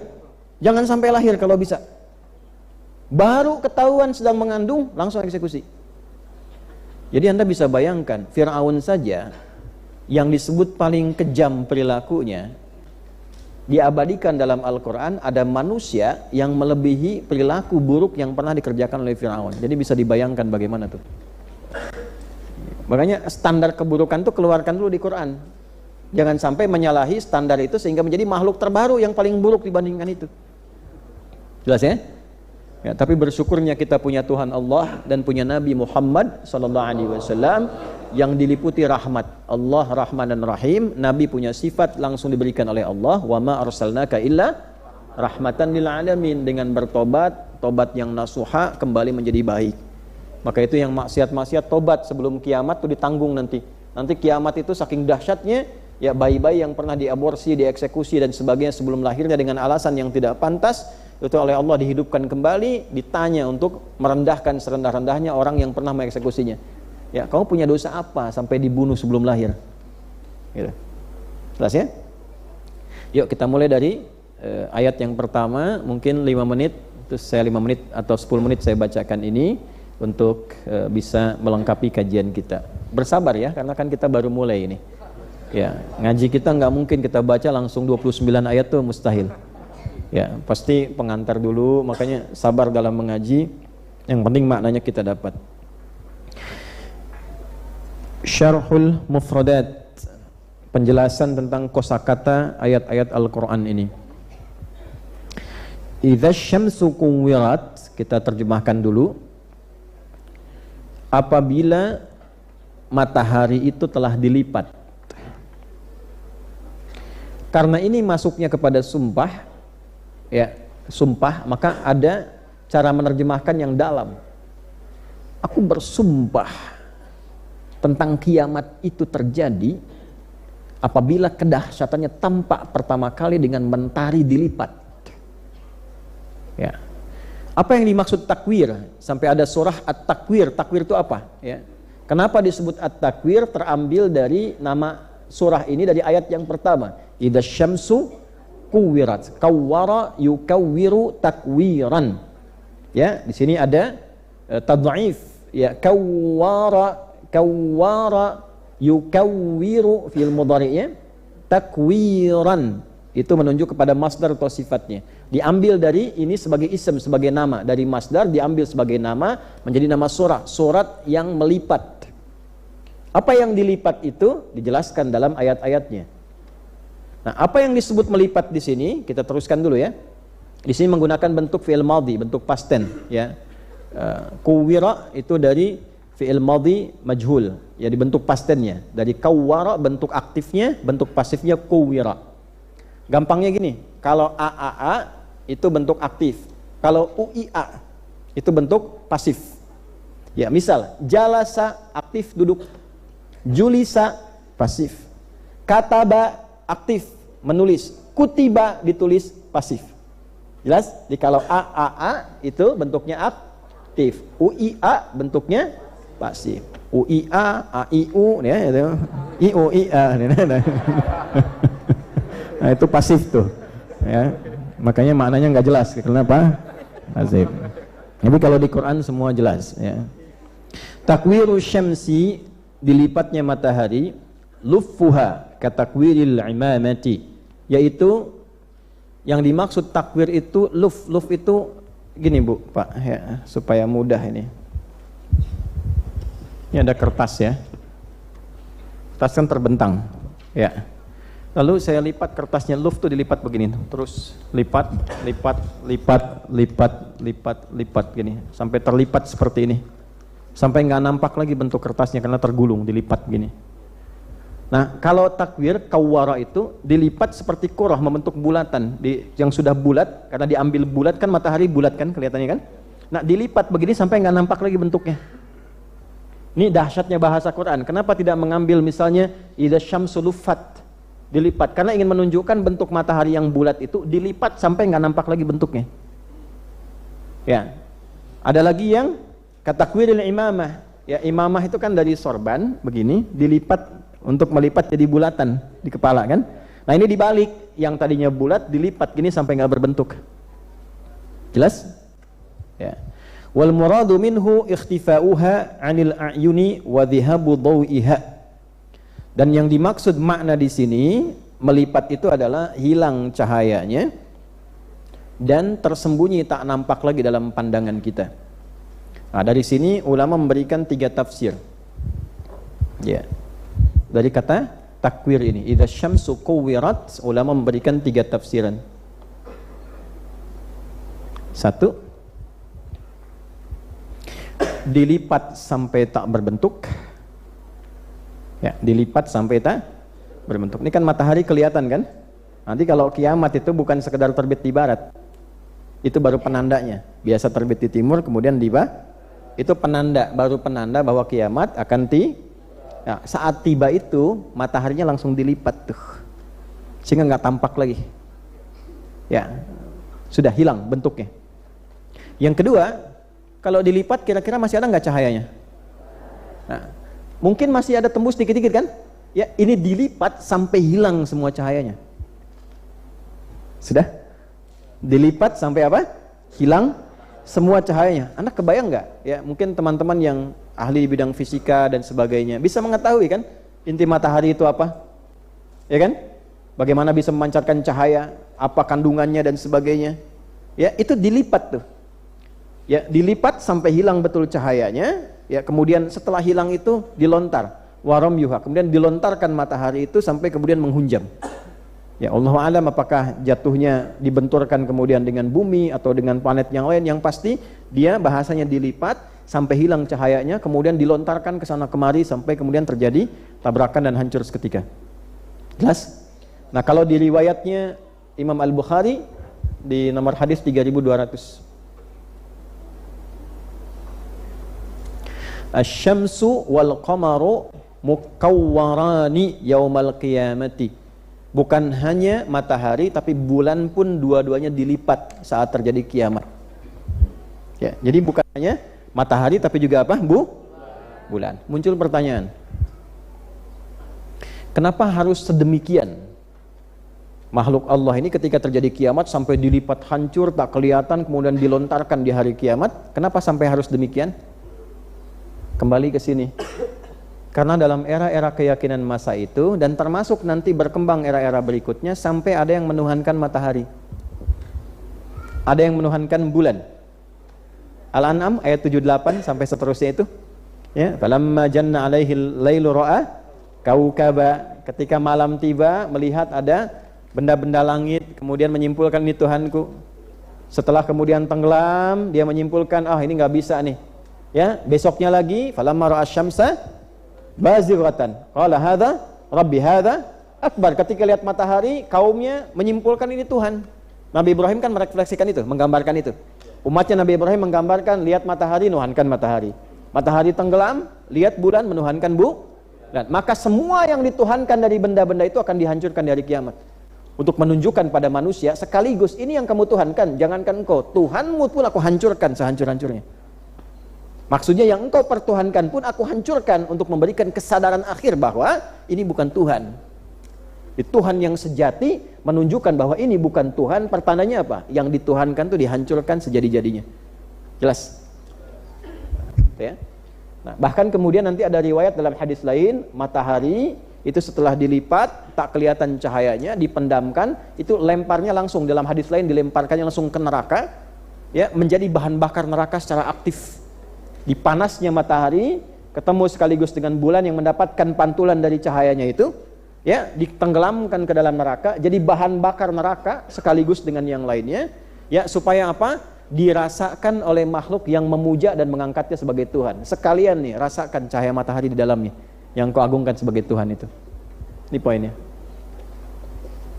Kalau disebutkan ayatnya, tidak disebutkan siapa tokohnya, tidak disebutkan kapan kejadiannya, ini menunjukkan bahwa di masa-masa depan akan ada lagi yang bersifat serupa sekalipun bukan di era Nabi Sallallahu Alaihi Wasallam. Ada di zaman modern yang mengagungkan matahari, yang mendewakan matahari. Ada yang menuhankan alam semesta. Alam semesta berfirman misalnya kan. Nah itu sekalian tuh nanti dengan alam semestanya dilipat sekalian. Jelas? Nah itu kiamat terjadi demikian. Jadi ini pelajaran bahwa kita diminta untuk menemukan Tuhan yang hak.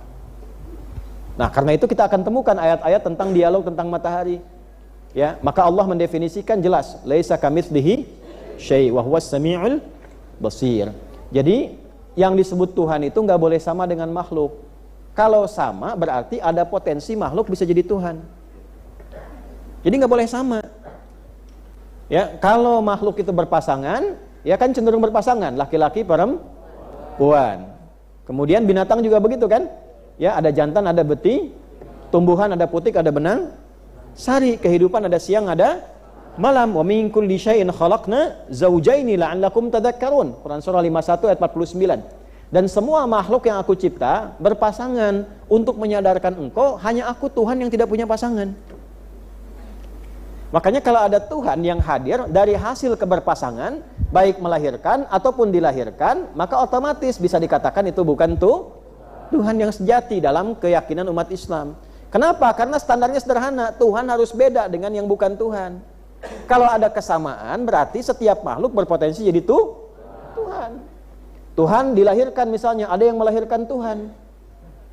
Ya, berarti sama dengan manusia, karena manusia bisa melahir. Nah, Tuhan nggak boleh punya sifat makhluk. Atau Tuhan melahirkan, manusia berpasangan, berarti kan ada partner kan? Ada banyak kan? Nah, Tuhan nggak boleh banyak. Nanti logikanya ditampilkan lagi di Al-Anbiya. Lau kana fihi ma'alihatun illallahu lafasadata. Kalau yang mengatur semesta Tuhannya banyak, akan potensi timbul kerusakan. Karena pikiran Tuhannya akan beda-beda. Misal Tuhan 5 nih. Misal kan, atau Tuhan 2 aja lah, jangan banyak-banyak gitu kan. Misal saja. Terus ini ada yang nggak disenangi. Wah, tanah kusir nih, ya. Yang satu bilang, udah kirim hujan aja, guntur.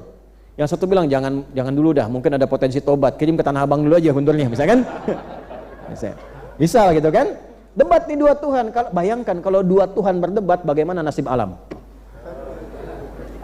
Yalah fasadata, pasti rusak, hancur nantinya. Oleh kalau Tuhannya lebih daripada itu, maka Tuhan itu mesti tunggal. Dengan tunggal itu absolut. Tuhan itu mesti absolut, mesti mutlak. Kalau tidak punya sifat absolut, tidak mutlak dengan sendirinya, tidak utuh, ya, ada sifat-sifat yang melekat dari makhluk, maka cedera Tuhannya. Jelas sampai sini? Nah, maka dalam konteks ini kembali ke sini, matahari pun yang dipertuhankan, jangankan matahari, semua yang diagungkan, dipertuhankan, pada akhirnya akan dibinasakan. Jadi ini kias saja, analogi. Sebab kadang-kadang ada yang mengagungkan misalnya harta benda, mengagungkan kendaraan, sampai dengan kendaraan itu lupa sholat, mengagungkan keris misalnya, senjata. Senjata punya keunikan, ada keunikannya, tapi jangan diangkat berlebihan. Ya, sampai seakan-akan jadi sembahan gitu. Keunikannya ada. Pedang, keris, golok itu ada keunikan. Jadi pakar-pakar itu kadang membuat sesuai karakternya. Karakternya dominan, gerakannya seperti ini, kemampuannya begini, sesuai sifatnya dibuatkan. Maka diberikan nama. Nama itu bukan ingin menunjukkan pengkultusan, bukan. Karakter yang senafas dengan pemiliknya. Saya dibuatkan keris oleh salah satu keturunan dari Pangeran Diponegoro ke atas itu. Dibuatkan keris. Bahannya dari Argentina. Khusus. Dan ketika dihadiahkan disebutkan karakter ustadz itu begini, begini, begini. Karena itu saya berikan kerisnya sesuai dengan karakter pemiliknya. Ya. Tapi apakah dengan demikian saya mandikan misalnya, saya simpan gini, kan tidak juga. Ya, saya belum mandi udah mandikan keris ya kan? Kan enggak juga. Maksudnya ditempatkan biasa-biasa aja. Kalaupun dimandikan, bukan dimandikan, dibersihkan, digosok, dirapiin, selesai. Jadi bukan, tidak diangkat ke tingkat pengagungan tertinggi. Ya, punya kereta masa lalu diabadikan, ya, keretanya sampai dimandiin misalnya. Nah, itu kan terlalu berlebihan. Ya, yang mandikan belum mandi, ya kan? Misal saja gitu. Nah, termasuk sama. Dulu mendewakan matahari, mendewakan bulan, sekarang ada yang mendewakan kedudukan. Sampai untuk mendapatkan jabatan harus menyingkirkan orang, harus menipu orang dan sebagainya. Misal untuk mendapatkan harta harus menzalimi orang. Jangan potong videonya ya, nanti beda-beda nanti ya. Ini konteks tafsir ayat. Untuk mendapatkan harta benda sampai menzalimi orang lain, itu kan mendewakan berlebihan. Nah, yang dengan itu dia senang menghitung, hati-hati. Hati-hati, dia senang menghitung tuh. Setelah menghitung, mengangkat status. Dengan mengangkat status merendahkan yang lain. Maka disifatilah oleh Al-Quran dengan al-humazah wa lumazah. Wailul likulli humazatil lumazah. Apa sifatnya? Alladzi jama'a malau wa addada. Tapi menarik ya. Perhatikan. Humazah dan lumazah pakai ta. Tapi ketika menjadi pekerja, domirnya, kata gantinya, gendernya berubah ke laki-laki, alladzi. Ini menunjukkan apa? Ada tipikal suami istri, suaminya bekerja banyak mengumpulkan harta, istrinya yang pamer status.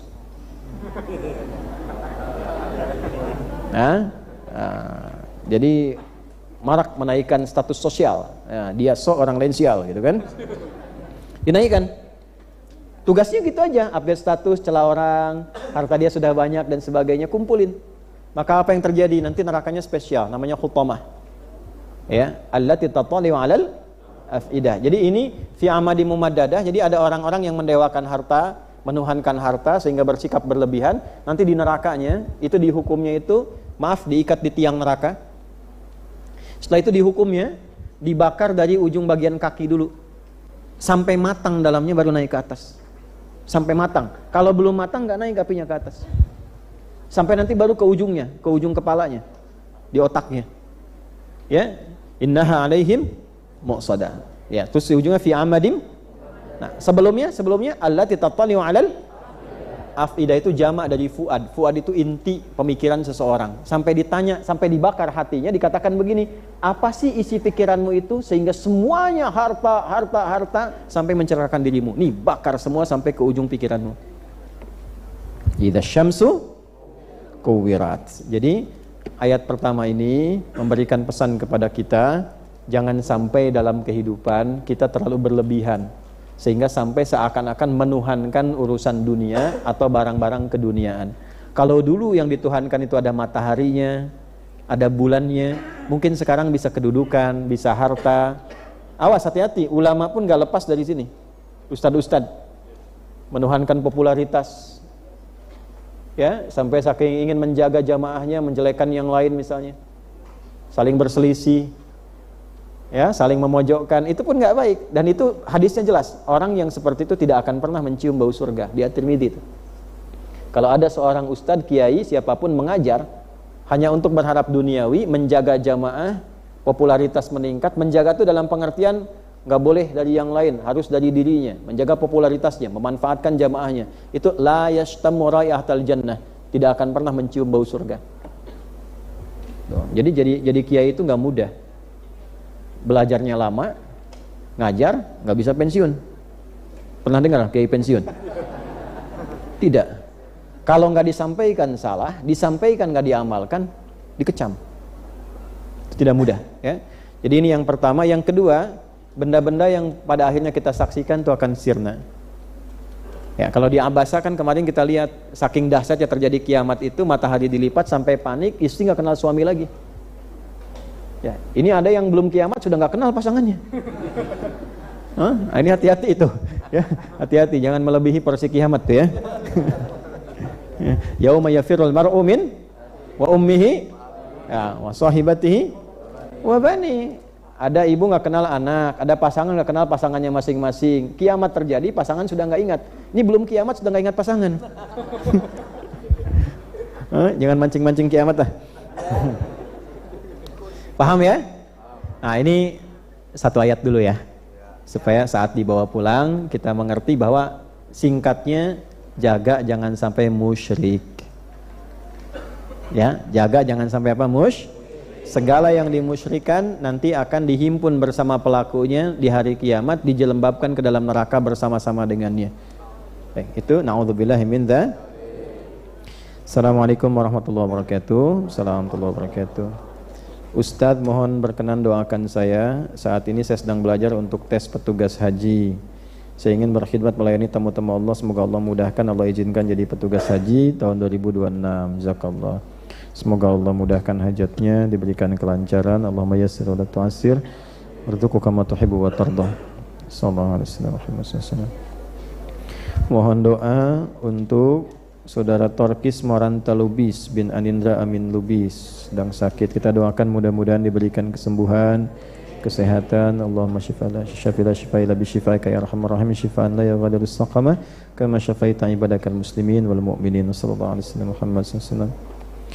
Ustaz, mohon doa Fatihahnya untuk putri kami yang sedang dirawat di rumah sakit di harapan kita, bernama Hani Yasmia Khalidullah binti Bapak Dariusno. Semoga Allah berikan kesehatan, kesembuhan dan ridhonya Allah Subhanahu wa taala beserta hikmahnya. La syifa illa bi syifaka ya arhamar rahimin, syifaan ajila yuqadir istiqamah. Sallallahu alaihi wasallam Muhammad sallallahu alaihi wasallam. Ini panjang sekali ya. Kalau nulis intinya aja ya. Saya 5 menit lagi ini harus bergerak karena jam 10 saya harus memberikan tausiah nikah. Ya. Amin.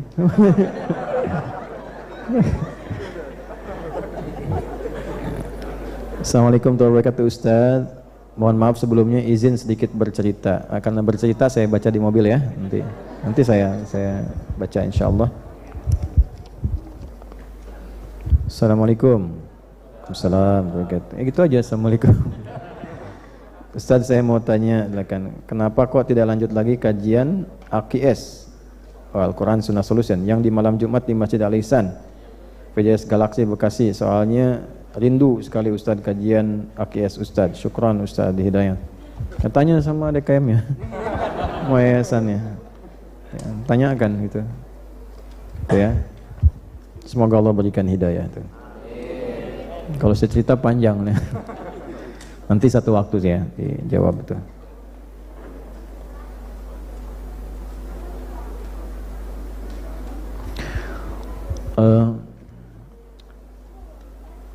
Saya dengan istri berpikir, udah anak-anak ini masih tumbuh baik, anak-anak lingkungan masih tumbuh baik. Nah, selain menghidupkan masjid, kita berpikir sudah buat sekolah. Yang sekolah ini niatkan mendidik supaya baik, anak-anak komplek baik, yang mau belajar di situ baik, dan tidak mencari uang dari situ. Kayak yang dibongkar tabungan pertama dan sebagainya. Nah, anak pertamanya anak kami sekolah. Lalu kurikulumnya kita siapkan, tolong dibantu diambilkan. Kurikulumnya kita bantu, kita siapkan, gurunya diseleksi, semua yang dibutuhkan kita kemudian penuhi, gedungnya dibangun dan sebagainya. Alhamdulillah beberapa sahabat ikut juga. Barang selesai, begitu sudah mau ke SD, karena ada sebagian merasa bahwa takut macet dan sebagainya, lalu tidak berkenan untuk SD, maka kita mencari lahan lain singkatnya. Jadi sudah selesai dan sebagainya, Nah, tiba-tiba yang TK sudah bagus, sudah ramai, nah, ada salah seorang yang berminat untuk mengambil itu dan sebagainya. Nah, jadi tiba-tiba mengambil dana sekolah, dibangun mart oleh sendirinya, tidak ada laporan, tidak ada penyampaian, uang sekolah dipakai, terus juga meninggikan bangunan, tidak ada laporannya, diambil sekian ratus juta, cukup banyak. Nah, terus dikelola, tiba-tiba dikatakan sekolah ini dia yang bangun, dia yang susun. Adi Hidayat itu hanya public figure yang kebetulan sedang terkenal. Nah, kemudian ya tidak ada modal yang ada, semuanya beliau yang siapkan. Lalu dari unsur yayasan beliaunya mengatakan bahwa ini ada dana yang diambil, disampaikan ke Quantum Ahyar, gitu kan? Padahal itu dana anak SD yang masuk, kemudian diminta oleh yang bersangkutan ditransfer dulu ke yayasannya yang bersangkutan. Lalu tidak berjalan sampai kami modali dulu, tomboki semua, lalu setelah ditransferkan, disampaikanlah di situ bahwa oh ini mentransfer ilegal. Nah, lalu rapat mereka mengatakan bahwa berpisah dari Ustadz. Nah, lalu saya sampaikan, betul nggak? Kalau betul ya silahkan, ini surat saya tidak mau aktif apapun lagi kalau demikian. Biar Allah yang menyaksikan. Sampai hari ini tidak ada minta maaf dan sebagainya. Setelah diketahui bahwa ada kesalahan, tidak pernah diralat, tidak pernah disampaikan. Ya karena memutuskan berpisah itu ya sudah, untuk apa saya ada di situ lagi? Ya. Nah, tapi saya tidak membawa kerana hukum dan sebagainya. Karena bagi saya kalau sudah tahu, dijelaskan persoalannya. Ya kalau Anda minta berpisah ya sudah kan. Kenapa kita harus ada di situ? Ya kalau mau, saya tuh sederhana Bu orangnya Pak. Kalau sudah bangun saya wakafkan. Ini alat juga wakaf nih. Kalau orang ngambil, ada orang ngambil, saya kasih tahu ini wakaf. Kalau mau kelola silahkan aja. Teman tanggung jawab nanti sampaikan pada orang-orang yang wakaf. Saya tidak sulit kok. Bangun sekolah ada orang mau ngambil, ambil aja yang sudah saya wakafkan. Ya kan? Ambil aja nggak apa-apa. Tapi resikonya ditanggung. Selesai. Nah saya nggak mau terlibat lagi kalau sudah seperti itu, karena sudah menempuh dengan cara yang salah. Bisa dipahami? Baik, sama ini juga sama. Kamera ada yang mau ngambil, ya itu resiko sendiri. Ada wakaf. Kami bikin kantor yaitu wakaf Bu, pesantren wakaf. Wakaf karena saya hanya jadi pelayan, khadim, khidmat sampai meninggal. Anak-anak kami kasih tahu keluarga, tidak boleh rebutan aset pesantren apa ini sudah Buya wakafkan. Kita hanya menemani itu, kemudian juga merawat itu sampai kita berpulang, teruskan lagi. Maka kami kirim siswa keluar. Supaya dari luar itu nanti kalau saya meninggal bisa meneruskan. Tuh, siswa dididik lagi. Jadi terus seperti itu. Ya, kendaraan-kendaraan di kantor itu ya, yang dipakai-pakai itu sebagian ini kita wakafkan. Jadi kantor kami itu di mana teman-teman bangun dari nggak ada jadi gedung, ada semua, terus kita wakaf. Wakafnya itu betul-betul wakaf pakai surat dari BPN semua. Ya. Pesantren semua sama. Terus sekolah yang di Pramuka dari tanah sampai gedung semua kita wakafkan. Selesai. Jadi saya tidak ingin terikat dengan satu kepentingan duniawi yang dengan itu kemudian jadi rebutan dunia. Masa kita ngajar menghindari dunia, kita sendiri terlibat di situ. Nah, tapi kalau ada yang sudah tidak berkenan ya sudah. Kurang lebih kesimpulan singkatnya seperti itu. Ya. Biasa saja, jangan terlalu berlebihan, biasa saja. Saya aja nggak apa-apa, kenapa Bapak Ibu jadi rame? Biasa saja. Nah, itulah dunia. Satu lagi ya. Assalamualaikum Ustadz, salam wabarakatuh. Saya seorang ibu tunggal yang sedang mengusahakan anak menimba ilmu di Ahqaf, di Yaman. Dari dulu sangat ingin kajian bisa hadir di kajian Ustadz qadarullah, karena setelah selesai mondok dia berangkat ke Yaman. Tapi saat saya ikut kajian selalu saya hadirkan dia, dan saat ini dia menitipkan sebuah pertanyaan. Sudah di Yaman. Apa hubungan antara surat At-Takwir dengan kehidupan sehari-hari, dan bagaimana kita bisa mengambil pelajaran dari surah ini? Terima kasih Ustadz. Jawabannya yang tadi saya terangkan ya. Nanti silahkan minta anaknya untuk melihat tayangan barusan. Sudah terjawab ya, Baris. Alhamdulillah. Terima kasih. Masya Allah. Dari amplopnya. Ini saya disclaimer dulu ya, nggak ada isinya nih. Ini pertanyaan. Ini pertanyaan. Oh, ini yang doa tadi sudah. Ini penutup ya. Assalamualaikum Ustadz, assalamualaikum warahmatullahi wabarakatuh. Bagaimana cara kita membedakan mana bisikan setan dan mana dorongan hawa nafsu? supaya kita bisa menyikapinya dengan benar menurut fikih. Begini, nafsu itu asalnya dia netral. Dia mendorong untuk lawan dari takwa saja, supaya takwanya muncul. Misal, memang unsur-unsurnya negatif semua. Marah, nafsu. Iri, nafsu. Dendam, nafsu. Sombong, dusta, nafsu. Itu ada di nafsu semua. Lawannya itu takwa. Lawannya apa? Takwa. Nah, di takwa itu lawan dari semua sifat yang tidak baik tadi. Misalnya di sini ada dusta, di sini ada jujur. Di sini ada sombong, di sini ada rendah hati. Nah, rendah hati itu bagian dari sifat takwa yang baik. Di sini ada sabar di takwa, di sini ada amarah di nafsu. Nah, nafsu itu diciptakan agar sifat-sifat itu bisa memunculkan sifat-sifat takwa. Kalau bahasa kerennya jadi katalis, menstimulus takwa supaya keluar. Misal, amarah kenapa diciptakan di nafsu? Bukan ingin membuat bapak jadi pemarah, bukan. Supaya sabarnya keluar. Sebab kalau tidak ada amarah, nggak mungkin orang sabar. Ibu kalau mau cek ya, gini, nanti suami pulang ke rumah, nggak ada angin, nggak ada hujan, nggak ada petir, nggak ada apa-apa, ibu bilang, papa sabar ya pak, sabar. Kira-kira suami ibu bilang apa? Nah, mama sehat, gitu kan? Ya kan mesti ada pemicunya dulu kan? Amarah itu diciptakan supaya sabarnya muncul. Jadi ketika suami tiba-tiba marah, sebetulnya Allah bukan ingin menjadikan suami pemarah, bukan bu. Supaya kesabaran pada ibu muncul. Kenapa harus muncul sekarang? Karena di depan ada masalah lagi yang muncul, butuh kesabaran yang ekstra yang sekarang sedang dinaikkan itu. Kalau dia nggak naik, rumah tangga ibu bisa repot di depan. Makanya dinaikkan dulu supaya kita siap menjemput ujian yang selanjutnya akan datang. Kenapa ujian itu akan datang? Karena doa ibu sendiri. Doa harapan kita itu tanda dijawabnya oleh Allah datangnya ujian. Ujian itu jembatan menuju jawaban. Ya Allah, aku ingin lulus ya Allah dalam kuliah ini. Bagaimana cara lulusnya? Ujian. Kan nggak mungkin, nggak ikut sekolah tiba-tiba wisuda dapat ijazah misalnya, kan mustahil. Jangan dipotong ya, awas nih. Awas nih, kok nyambung aja ya. Saya nggak ikut-ikutan masalah-masalah politik gitu. Nah tuh. Awas. Ujian kan? Ini sih salah nih. Ada ujian dulu. Jadi dunia juga begitu. Kita dari SD mau ke SMP lewati apa? Nah, sekarang Anda berdoa, ya Allah anugerahkan saya kepintaran. Apa tiba-tiba langsung pintar? Kan belajar dulu. Ya kan? Belajar butuh pengorbanan kan? Cari buku, belajar pakai guru dan sebagainya, baru jadi. Nah, kadang-kadang kita minta, ya Allah anugerahkan aku rizki yang membuat aku lebih mudah ibadah kepadamu. Pengen mobil, apa langsung mobil datang? Kan tidak kan? Ikhtiar dulu kan? Walaupun ketika Anda ikhtiarnya, bisa Anda dengan berkhidmat ke masjid, lagi beres-beres. Bapak rajin sekali, saya amati sudah sepekan ada di masjid terus di sini, beres-beres. Rumah di mana? Saya di Tegal Pak. Beres-beresnya di Tanah Kusir. Kesini pakai apa? Ya seadanya aja jalan. Ya udah, biar Bapak gampang, besok saya kasih mobil ya. Bisa jadi. Bisa terjadi begitu.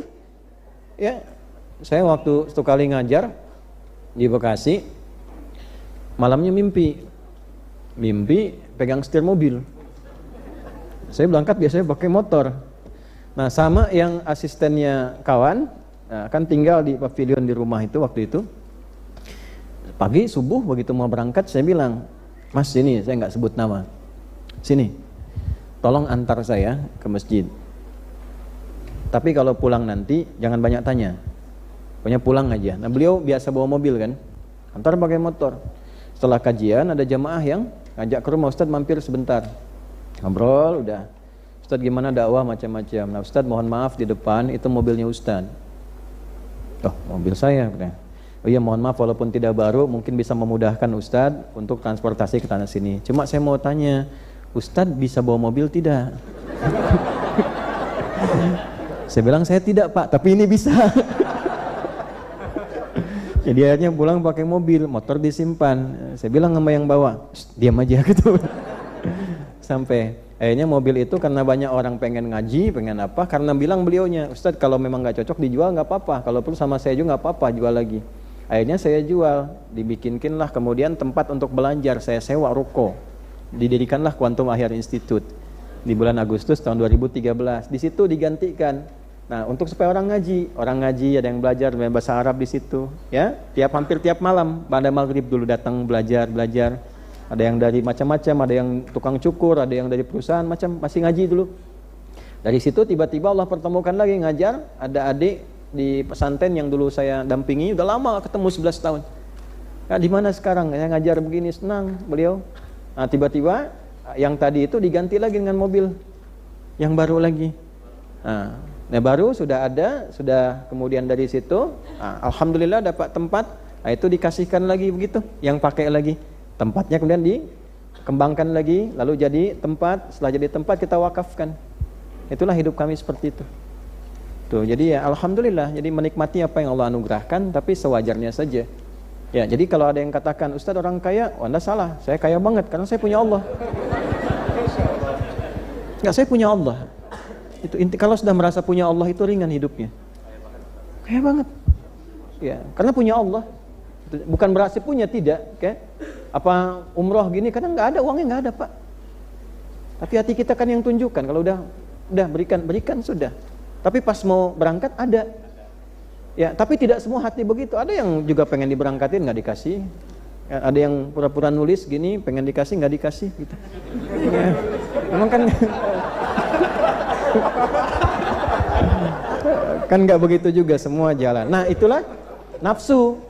Jadi kalau nafsu itu cenderungnya biasa saja, dia kerjanya seperti itu, normal.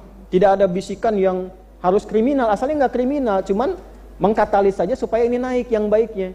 Kadang-kadang ada yang biologis, pengen makan, mau lewat nih ada somai depan, mau masuk belajar, mau beli, ustadz datang, nanti aja bang, gitu kan. Begitu selesai lihat lagi udah habis somainya. Nah, pulang ke rumah kepikiran, sampai kepikiran mau tidur, sampai mimpi ketemu somai. Nah, itu nafsu. Kalau setan tidak. Kalau setan bagaimana caranya dia maksiat? Itu tugasnya. Makanya disebut syaitan dari kata syatona, yang menjauhkan orang dari kebaikan. Setan itu tipikalnya yang penting maksiat. Gimana caranya maksiat? Kalau nafsu ingin aja, ingin gitu. Kalau setan gimana caranya maksiat? Wah, sepatu bagus nih. Pengen sekali punya yang seperti itu. Datang setan. Kapan? Kapan lagi ada kesempatan begini katanya kan? Nah, itu setan. Jadi cara membedakannya, kalau setan cenderung provokasinya pada maksi, kalau nafsu keinginan yang terus terbawa. Yang bahaya itu setan menunggangi nafsu. Ya, makanya kadang-kadang dalam bab tertentu dilarang kita berpenampilan atau menampakkan sesuatu yang menghadirkan dorongan nafsu supaya tidak ditunggangi setan. Kenapa ada batasan untuk perempuan menggunakan pakaian tertentu? Supaya di lawan jenisnya tidak aktif nafsunya, sehingga setan menunggangi. Kalau aktif, terus-terusan diikutin, dilihat, nanti datang setan. Lama-lama maksiat terjadi. Ya, demikian dalam kehidupan juga ya. Jadi, kenapa kita ibadah? Salah satunya mengendalikan apa? Nafsu. Makanya di Quran, di hadis ada belajar, makan secukupnya, tahu fungsinya. Kalau takwa, kebutuhan, nafsu, keinginan. Ya, misal, apa fungsinya minum? Kebutuhannya apa? Menghilangkan haus. Nah, nafsu memberikan warna dalam minuman itu. Pengennya apa? Oh, saya udah lama minum air bening, pengennya susu aja, ya kan? Nah, itu nafsu namanya. Jelas? Nanti mama besok kita makan apa? Nasi uduk Pak, gitu. Ya baik, kita berangkat nanti ya. Yang di mana? Yang di Paris. Ya benar? Itu nafsu. Nah, padahal kebun sirih juga ada misalnya kan. Nah, malam-malam tiba-tiba tinggal di Bekasi, pengennya nasi uduk kebun sirih, padahal nasi uduk banyak di sampingnya. Paksain nggak pengen berangkat ke sana, itu nafsu. Berangkat macet sampai ke sana habis, kan?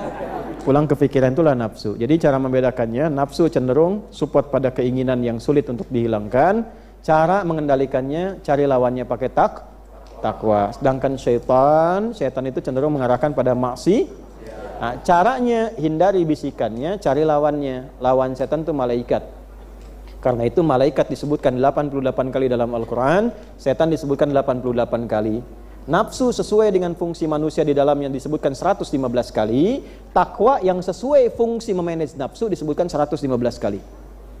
Dari 240 kali penyebutan, 115-nya adalah fungsi mengendalikan nafsu. Jadi kalau kita belajar, nama manusia yang terkait dengan pengendalian nafsu namanya Bashar. Disebutkan 35 kali dalam Al-Quran. Jadi kalau ingin mengendalikan nafsu, cari setiap kata Bashar dalam Al-Quran. Qul innama ana basyarum mithlukum. Kata Nabi, saya pun manusia. Cuma bedanya, yuha ilayya. Saya manusia yang disempurnakan dengan diberi wahyu. Jadi Nabi dibimbing oleh Allah, dijaga oleh Allah, sehingga nafsunya Allah langsung yang jaga. Kita bukan Nabi, bukan Rasul. Bagaimana cara menjaganya? Jaga takwa yang sudah Allah titipkan pada diri kita dengan mengambil petunjuk Nabi. Nabi diajarkan, kita belajar dari petunjuk Nabi. Di antara cara membimbing itu mengendalikan supaya baik, tidak terjebak dalam pendewaan kehidupan sehingga nestapa saat kiamat tiba. Muncullah at-takwir untuk melipat segala yang diinginkan oleh nafsu. Itu kesimpulan hari ini. Semoga kita diberkahi. Semoga dimaafkan segala salah kita, diampuni dosa-dosa kita.